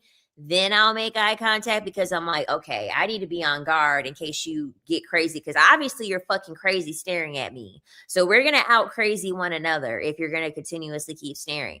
So I came in for a return. And so I did my return and then I got 2 items from Costco. I wanted to go to the black woman, but the black man became available and like, you know how that is. It's like, whatever, he's the next one available. I want to get my shit and go. So I make no eye contact with him and I just give him my receipt. Just hand him my receipt, no eye contact. So I have shrimp and then I have stir-fry vegetables. What do you think I'm making? I got a bag of shrimp and I got a bag of stir-fry. I'm sure you're thinking very hard on what it is I'm going to be making. So, no, this is my real voice. What's the channel about? Is that your real voice? It sounds like an animation character. It's a Decentering Men channel. But if you come in here after the first 45 minutes to an hour, it's going to be a ton of just anything that we talk about, like girl talk. Thank you for the super chat. So anyway, he checks out my receipt and I know when someone is attracted to me or not. I could tell. So I could tell he was attracted to me. And so he asked me, what are you making? And so I hold up the bags and I said exactly what it looks like I'm making. And then he laughed and then he was like, have a good day. And I was like, you too. Like, obviously this is what I'm making. Like, I don't want to have a conversation with you. It's very obvious what the fuck I'm making. I'm making shrimp stir fry. My mocha latte queen, right? Some old hotep, I'm hollering. I'm aging out for it slowly, but it always creeps me out when dudes approach me to ask me out in stores. Like, no, I'm not going to go out with you. Random man in the produce section. And the thing about it is that what sucks about being 33 is that I feel like that at this age, you're getting it from both sides. So you're getting the men that are in their 50s, and then you're getting these young boys that are like 22 to 25. Like you're in this in-between stage, and I'm like, oh my God. Oh my God.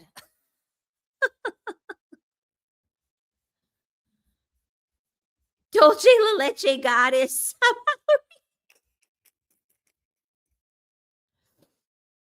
Oh my God, I had one at my Uber yesterday. I wanted to cancel because they just have to talk to you. Girl, I put it on the settings, no conversation.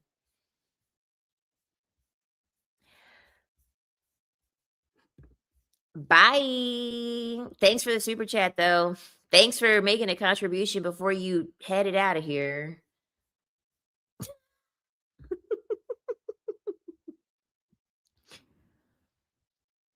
Like, chow. They're all predatory, chow. But yeah, I'm like, I'm like, man. I'm like, here we go. I'm like, I don't want to talk about what it is that I'm making. I don't want to talk about what food it is. Hey, listen, I rather than pay money to troll. And I've made it very clear, if a man wants to be on my platform, the easiest way is to just pay. You're gonna pay to get some attention. I hope BB is giving that energy to all the women in his life, paying to get some attention. I remember I had an early morning flight and the driver just kept talking. It's like, ugh, I don't feel like talking, man. I don't feel like talking. Usually when that happens, like I just, I'm so short. And also I try to put one little like headphone in, one little earphone in. So they think that, they can kind of get the hint, they can kind of get the sign that, I'm not trying to talk. I'm not trying to talk to nobody. The thing that cracks me up in regards to the male POV versus the woman POV when it's considered hating, women will hate men because there's no benefit that we get, and then it's harm. Men will think that women hate them because they just simply don't receive a benefit. Harm isn't even in the equation for men. It's just the fact that they don't receive a benefit. We're not even on the same level. I don't make eye contact with Dusties. I make eye contact with people who have the potential to be predatory and who have the propensity to be dangerous.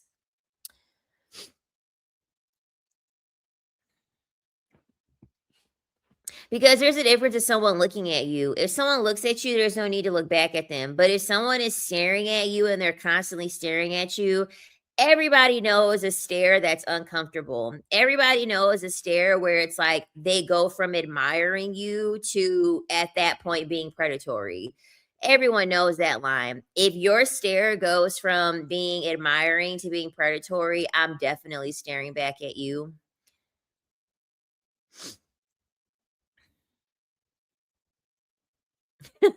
When that happens, I tell them I'm in a medical lecture for a college course. They shut up then. Nice. Nice.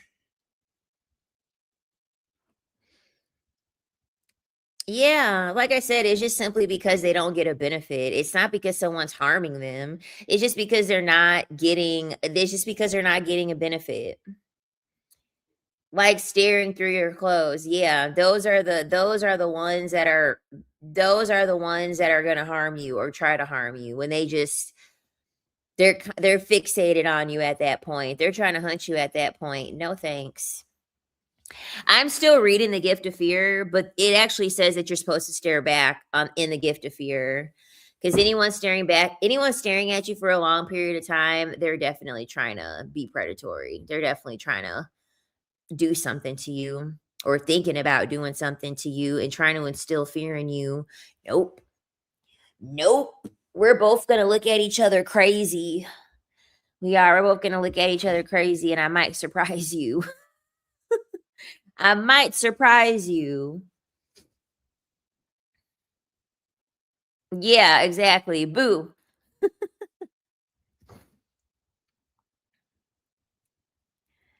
In yet another meeting, so you're on mute, queen. Oh no, but you're good. I'm about to get off of here in like 10 minutes anyway. I love it when men give me an excuse to act crazy. I love it when men give me an excuse to act crazy. I'm like, yes, here's my chance. I can act insane. I can unleash this insanity that I have stored inside of me. Hallelujah. Like, I remember one time in Florida, I was doing an ultrasound on this man and he would not stop fucking staring at me. He would not. So I looked at him and I said, "Are we in a one-sided staring competition that I'm not aware of?" He said, "Oh, I'm sorry. I'm sorry." He's like, "I was just trying to read your face to see if you've seen anything." And I'm like, "Mm-hmm." He quit looking then.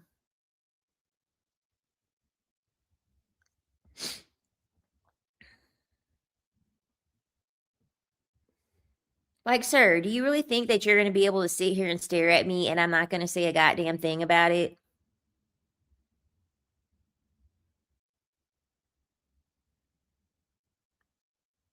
Like,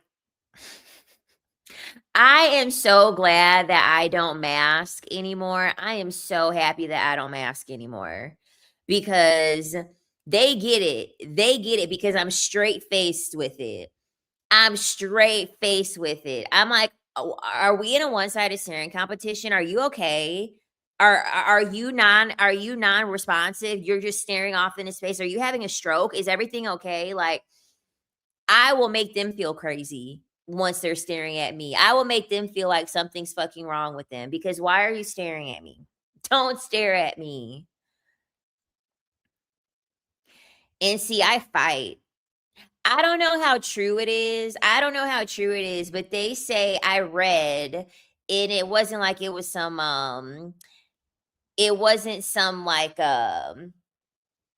it wasn't like a reliable source, but it kind of made sense to me. So I read that based off of like your the evolution in your healing through your trauma, if like you still have like a little bit more that you have to work on, you'll usually resort to like freeze or fawn.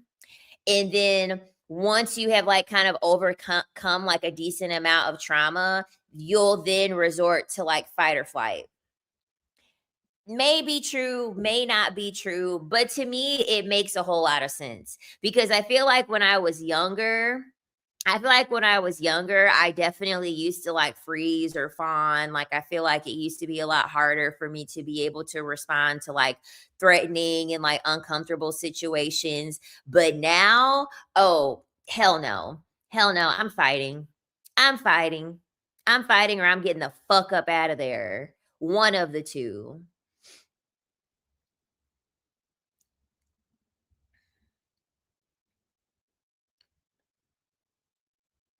And I think what's important is that, like, you need to read the book, The Gift of Fear. I'm only halfway through the book, but the book's really, really good. It's The Gift of Fear by Gavin de Becker. Most of this stuff is common knowledge to me because I kind of feel like if you know human behavior, most of this stuff you'll know. You won't, because the thing about this book, and he mentions this several times in the book, you know all of the information in this book. You know all of the information in this book. You know every single thing that is in this book already. You're going to read the book and you're going to be like, I know this. This makes sense. This makes sense. It's all of the conditioning. It's all of the conditioning that you have had to undergo. It's so deep in your subconscious. You're not cognizant of the fact that you know these things to keep yourself safe because you're always thinking of how you need to keep another person safe. And he talks about like situations that he's had because people would like come to him. So like if people were getting stalked or harassed or threatened and things like that, people would come to him. Or if they would have like trauma with someone like essaying them or something like that, people would go to the author of this book. And so he would have like case studies in regards to some of the clients that he would have. And when you hear their stories, for the most part, I kind of feel like most of it is common sense. Oh, and like there was even like a feminist take in the book that I took from this book. So if you have read The Gift of Fear, you all remember the story with Tommy and Mike when Mike wanted Tommy to hire him, and he was like real insistent on Tommy hiring him, and he was trying to like enforce himself on Tommy hiring him, and he kept harassing Tommy through phone calls. Did you all notice that in that whole entire case study, Gavin agreed with the wife? The wife actually knew exactly what to do. And the wife was like, no, like you keep picking up the fucking phone calls. He's getting off on the fact of the predictability that he knows that every time you fucking call, that he calls, you're going to fucking pick up the phone. Quit picking up the phone. If he calls, he just calls. If he calls, he's just going to call. Quit picking up the phone. He's getting off on the fact that you have predictable behavior. And then he didn't want to listen to his wife. And he's like, well, I did try not picking up the phone. And she's like, no, you only tried not picking up the phone for 2 weeks. You're going to have to just never pick up the phone again for him to finally preoccupy himself with something else. And then he won't bother you anymore. And that's exactly what happened. It took 6 weeks, but eventually the guy quit calling, harassing him. All he had to do was just not pick up the phone, not respond. You have to do the complete opposite of what the person thinks that you're going to do. That's how I got rid of my stalker and my harasser. This bitch would not quit harassing me. Bitch would not quit stalking me. She would make burner numbers. She would make fake social media accounts. She would make fake social media accounts to put me on blast, and I would just block and I would just block, and she would still keep harassing me. And then she would wait a long time and stop harassing me. And then she would get back to harassing me again. And we had one encounter that I talked about on the Patreon. And after that, she didn't harass me anymore. And then finally, even after I graduated, this bitch tried to harass me. So I said, you want to know what? I about had it. I about had it with this bitch. So you want to know what I did? Found her mother's number, called her mother. I said, your daughter, I said, I know your daughter lives with you. And I said, I'm going to pull up to your address, yada, yada, yada. And I'm going to beat your daughter's ass in front of you if you don't get her fucking to stop playing off of my goddamn phone. Never heard from her. Never heard from her again. Never heard from her again after that.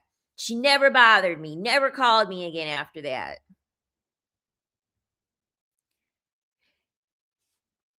You got to do something that the person is not expecting. They're expecting for you to be scared. They're expecting for you to block them, or they're expecting for you to keep picking up and responding back to them. You have to do something out of the ordinary for them to finally realize, oh my God.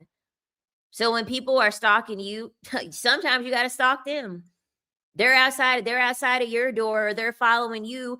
Turn the fuck around and start following them. Like, I'm so serious. A lot of the time when you have people that are trying to stalk you and they're harassing you, you gotta run head on. You gotta run head on into the collision instead of allowing yourself to be followed, because they now have the power. You have to change the dynamic where now you have the power. Child, she was stalking me because she had a crush on me, and we ended up fooling around once, and she thought that we could be more than what it was, and she was really, really upset. She was jealous, and she really liked me, and she was obsessed with me. She was obsessed with me. Like, I'm no fool.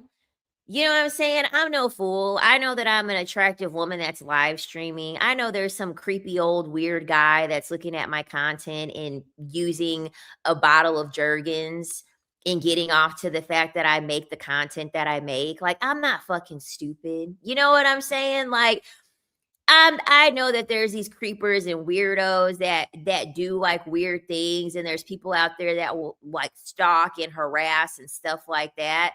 I already know what the fuck it is. A man was harassing me while we were both driving, and I pulled out my phone and he stopped ASAP. Yeah.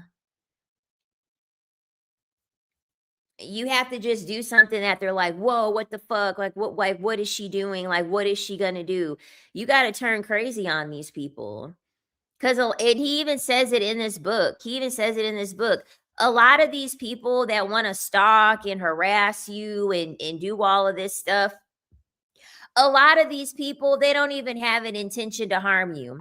They have no intention to harm you. They just want to have power over someone and have a power dynamic and make a person feel uncomfortable because it makes them feel good. That's really all it is. It's called the gift of fear. Yep, someone kept harassing and stalking me from blocked numbers. So I found an app that unblocked their number, and I kept calling and harassing them, and they were begging me to stop. There we go. I love that. That's exactly what the fuck you do. If you ever have a stalker or harasser, turn into the stalker or harasser. They know what the fuck they're doing is becoming a nuisance to you. They know what the fuck you're doing is bothering you. So do the very same thing to them that they know that they're doing to you. They'll quit real fast.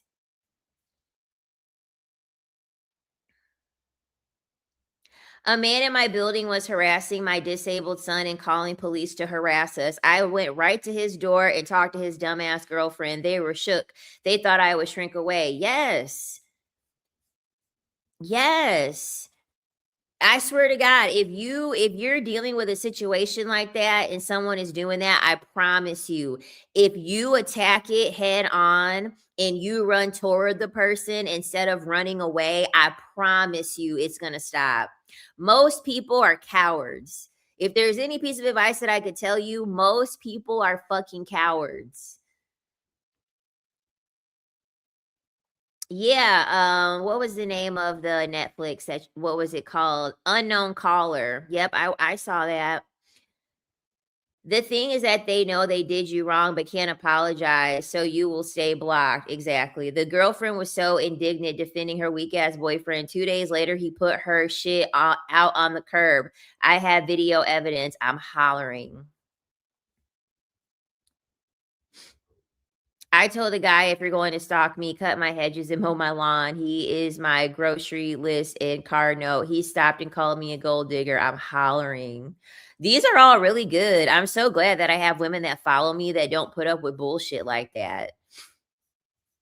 Because the thing about it is that the law enforcement isn't going to do shit. They're not going to do anything. They're going to be like, well, there's no proof that they harmed you. So, and what they're not going to do is give you these tactics that I'm giving you. What they're not going to do is give you this advice that I'm giving you. They're just going to say, well, we can't do anything. They don't have any proof of harming you. Like, these are tactics that you need to know because no one's going to teach you this shit. You literally have to go out on your own and search for this information and look it up. Because those people that are paid to protect you, they're not trying to protect you. They're not. You have to learn these tactics and you have to learn how to advocate for yourself because they don't care. They're doing their job, and their job is to not educate you on what it is that you need to do to protect yourself. They're just going to be like, oh, well, I don't know. Until he threatens you, and even then, once he threatens you, there's no guarantee we could do anything, So you have to be mindful. You got to be mindful of those things. Queen, stay on longer. You're making my work day go by faster. The police usually do something after the victim dies. Exactly.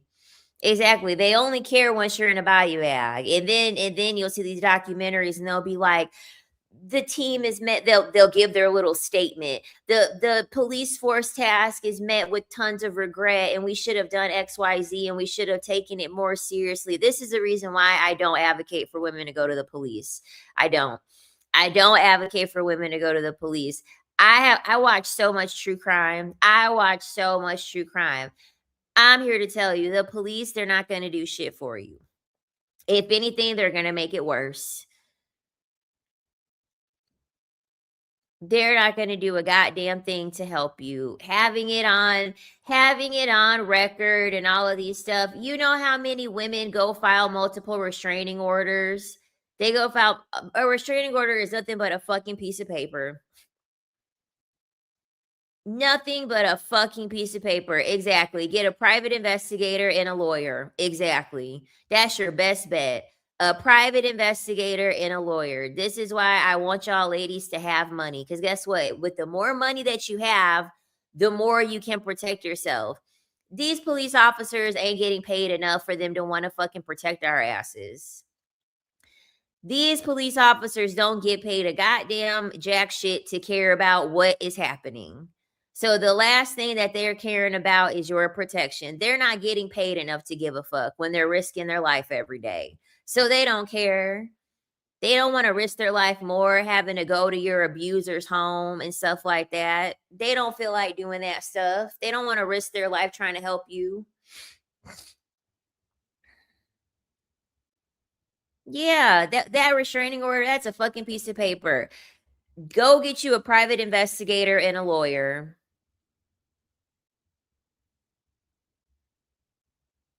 My 70-year-old dad ended up going to my job to confront him. Yeah, I'm telling you, it's going to have to be you or someone close to you. Yes, in a pew pew. I'm getting me a new pew pew for my birthday. My birthday just passed. But I was really trying to figure out like what I wanted for my birthday for myself. And I decided I'm going to get a new firearm because I want something smaller. The firearm that I have it's a little bit too big, and I'm kind of tired of carrying around something like big. Like, it's not big. I want something smaller. I want to carry around something smaller. M&P, like M&P, they make really good compact firearms. So I have an M&P 2.0 compact. The next firearm that I'm gonna get is an M&P Bodyguard. So it's cute. It's cute and it's small. Very cute, very small. And honestly, the firearms, they're really not that expensive. You can get a really good firearm for about $350. They're not crazy, crazy expensive. You can get something nice for about $300, $400. I'm a Capricorn. It can be difficult, but it's not impossible. Okay. So, like, I know women in Illinois, they have their FOID card. FOID card requires you to take a class of 16 hours. And then I think you have to go to the gun range for 3 hours. Like, to me, it's not an excuse. You're just going to have to invest some money, and you're going to have to invest some time. But it's just some places are harder. It's just some places a little bit more difficult, but usually it's just you have to get so many hours of education for you to be able to carry a firearm. It's really not, in my opinion, people make it out to be way harder than it really is. It doesn't require as much as people say or try to say it does. Let me look, because I'm sure in New York City it probably is difficult.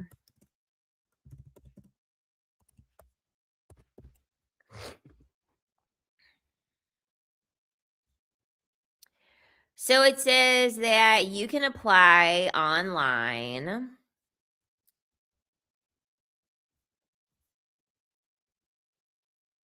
All it says is that you have to apply.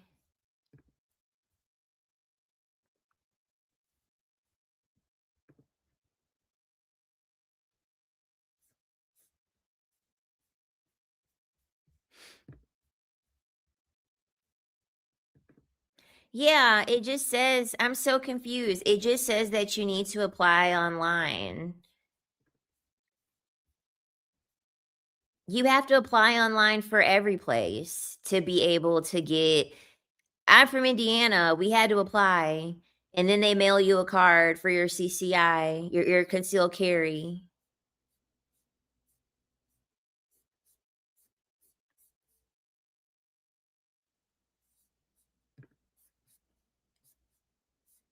Because if that's the case, New York's gun laws are easier than Illinois'. Because Illinois, you have to. How do you get an NYPD gun license? It says since 2018, the NYPD only accepts online applications for handgun licenses. The process includes registering a profile, submitting fingerprints, required documents, and paying the application and fingerprint fees. That's exactly what I had to do in Indiana. Y'all are lazy. Y'all are lazy. Y'all are just finding excuses to not get a firearm. Because in Illinois, you got to do 16 hours. You got to do 16 hours to get your FOID card in Illinois. In New York City, all you have to do is get online and go get fingerprints. I knew y'all were full of crap.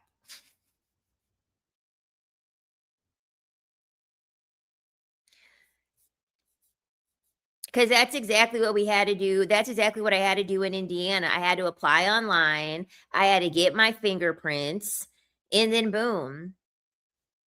You either pay for a 7-year or a lifetime. In Illinois is harder, and I think they still have it the same. Hold on, let me see. Because in Illinois, you get a FOID card. Yeah, exactly. It's harder in Illinois than it is in New York. Y'all are full of shit. It says gun ownership in Illinois. It says training. You have to have completion of firearms training is necessary for licenses.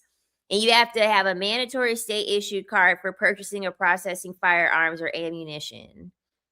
Like in Illinois, you have to actually have training. I cannot believe y'all just be getting on this internet lying.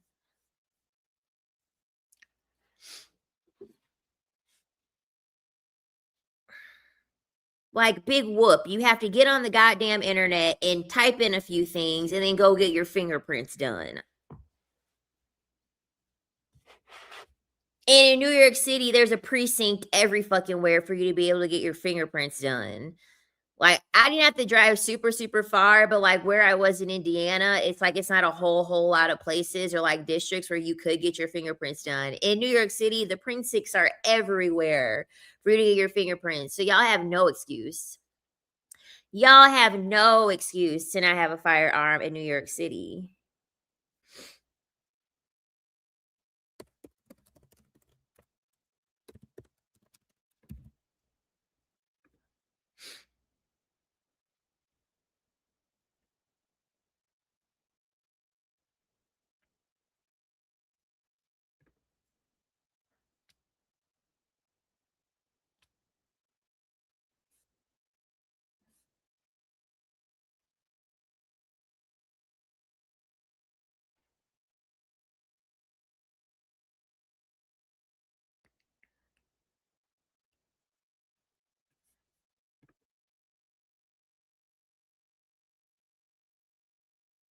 Yeah. And the thing about it is that Indiana is a permitless carry state. So technically you don't need a permit to carry in Indiana.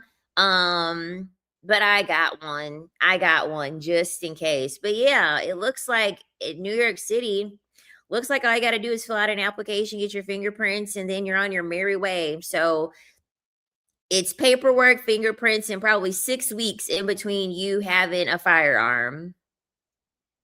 Blickisha, I'm hollering. Hollering. Yeah, you're allowed to have a firearm in New York City. I just looked it up. Y'all, the only type of protection that I don't have is a knife. And I did have a knife, but I didn't realize that I had it. And I took it through security at the airport. It was either the airport. No, it was a strip club. It was a strip club. And they took it from me. And I didn't get it back. I didn't ask for it back either. Or actually I did get it back. I did get it back. And then I ended up having it in security. I didn't realize it. It was such a small knife. Because see, New York City doesn't let you have a pocket knife or a switch. No, New York City, they don't sell switchblade knives. They don't let you carry a pocket knife that just opens up. They don't sell those in New York City. And so I was living in New York City at the time. And so I had to get this. My friend bought it for me. The knife was extremely expensive for no fucking reason. It was a super, super small knife. Because it wasn't a switchblade that ended up coming open, you had to like pinch the side and get it. And it's like, yeah, I'm really going to be in combat. I'm really going to be defending myself and trying to save my life. And I'm going to say, wait. Let me. Okay, I'm ready. I have my knife. I'm ready. Like, that's not gonna. The fuck am I gonna do with a knife that requires me to do all of that stuff? But I have mace. I have a taser, and then I have a firearm.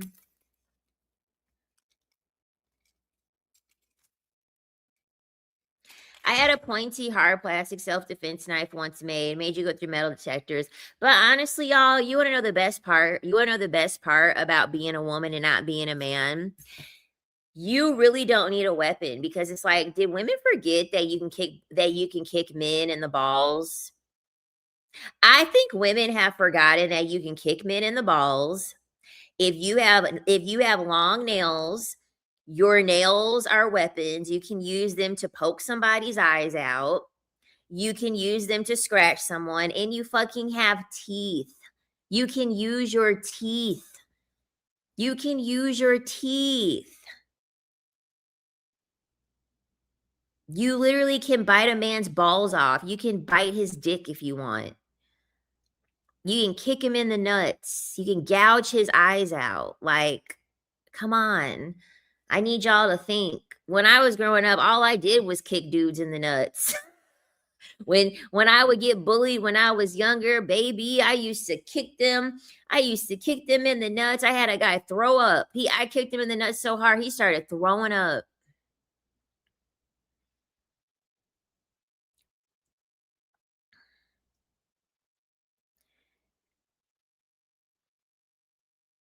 Like, always remember, you can kick a man in the nuts. Their equipment is on the outside. And that's beautiful for you. Yeah, your heels could be a weapon. You could take them bad boys off and swing, get real close and swing. Whoosh, whoosh, whoosh. Take their eye out. Don't be playing with them. Women, we have all the tools that we need. Even if you don't have a weapon on you, I guarantee you, you got something on you that you could use to be able to fight back. Also, if you use your knees, you are less likely to cause yourself injury, and elbows, 1000%. My mom used to say, scream fire, not help. Yes. Queen, did you see where a lady used her pad? Yes. Yes, I've seen that. That was great. That was great. They catch themselves recording, trying to prank this woman. I think they like tripped her or something. I can't remember exactly what the prank was. So she got pissed off, and so she reached in her pants, whipped out her pad, and she ran up to the guy that tripped her, and she put the pad all in his face. Her bloody pad, she put it all in his face. Looked like he had a pizza in his face. Looked like pizza sauce was all over his face. I remember when I seen the video, I was like, why does it look like pizza's on his face? And then, you know, that's like the hook. And then they played the whole video, and I was like, oh shit, she took her pad and put it on him. I love it. A man knocked out this lady's boyfriend. He forced her to give him mouth on a roof. She bit it. Exactly. That's exactly what the fuck I would do. Bite it. Fucking bite it. You already down there and he's already vulnerable. You're in the perfect position. Bite that motherfucker as hard as you can and then escape and run. If you can, but get them balls too. Bite the balls after. Bite them off if you can. I would be turning into a lion. I'd be like, ah, I would be going crazy.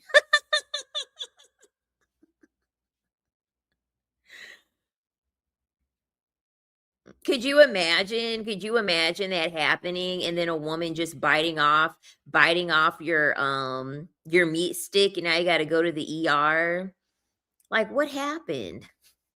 Some woman bit my sausage off. She bit my sausage and meatballs off.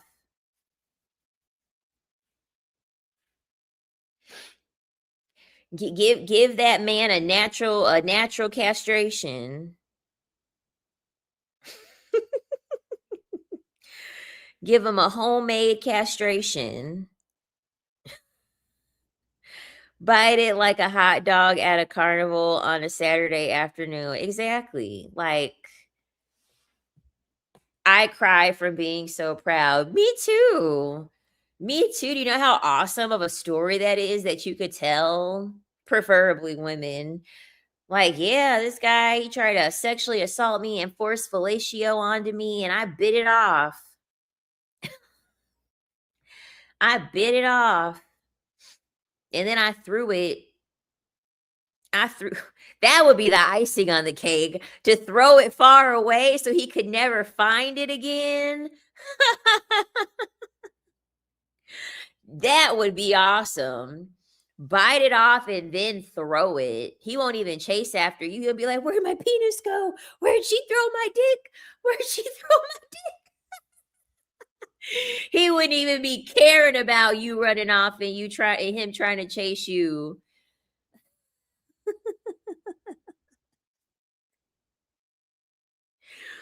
He's gonna be out there searching. He's gonna be out there searching for where his ding-a-ling went.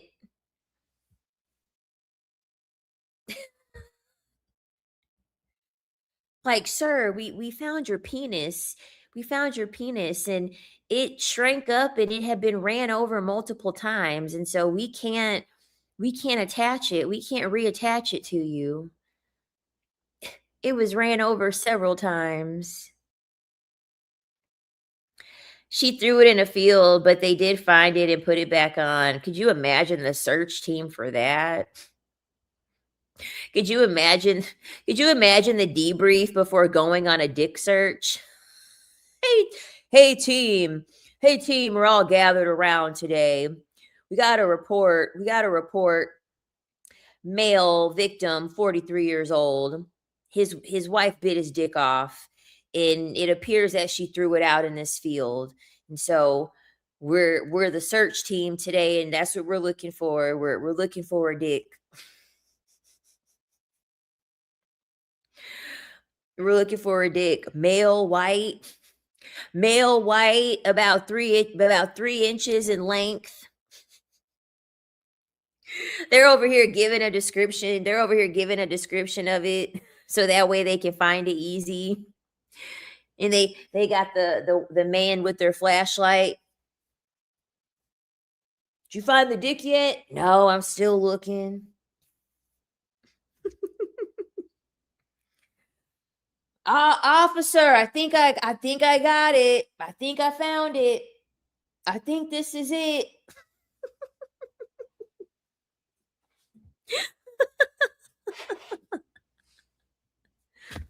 He probably found that thing faster than they found anything else. But y'all, I'm gonna get off of here. I gotta get off of here. I gotta eat. I stayed with y'all for a long time. I stayed with y'all for 2.5 hours. I stayed with y'all for a while. I'll be back live streaming tomorrow. So I promise I'll be back tomorrow. Don't forget to like and subscribe. And I will talk to y'all next time. Bye.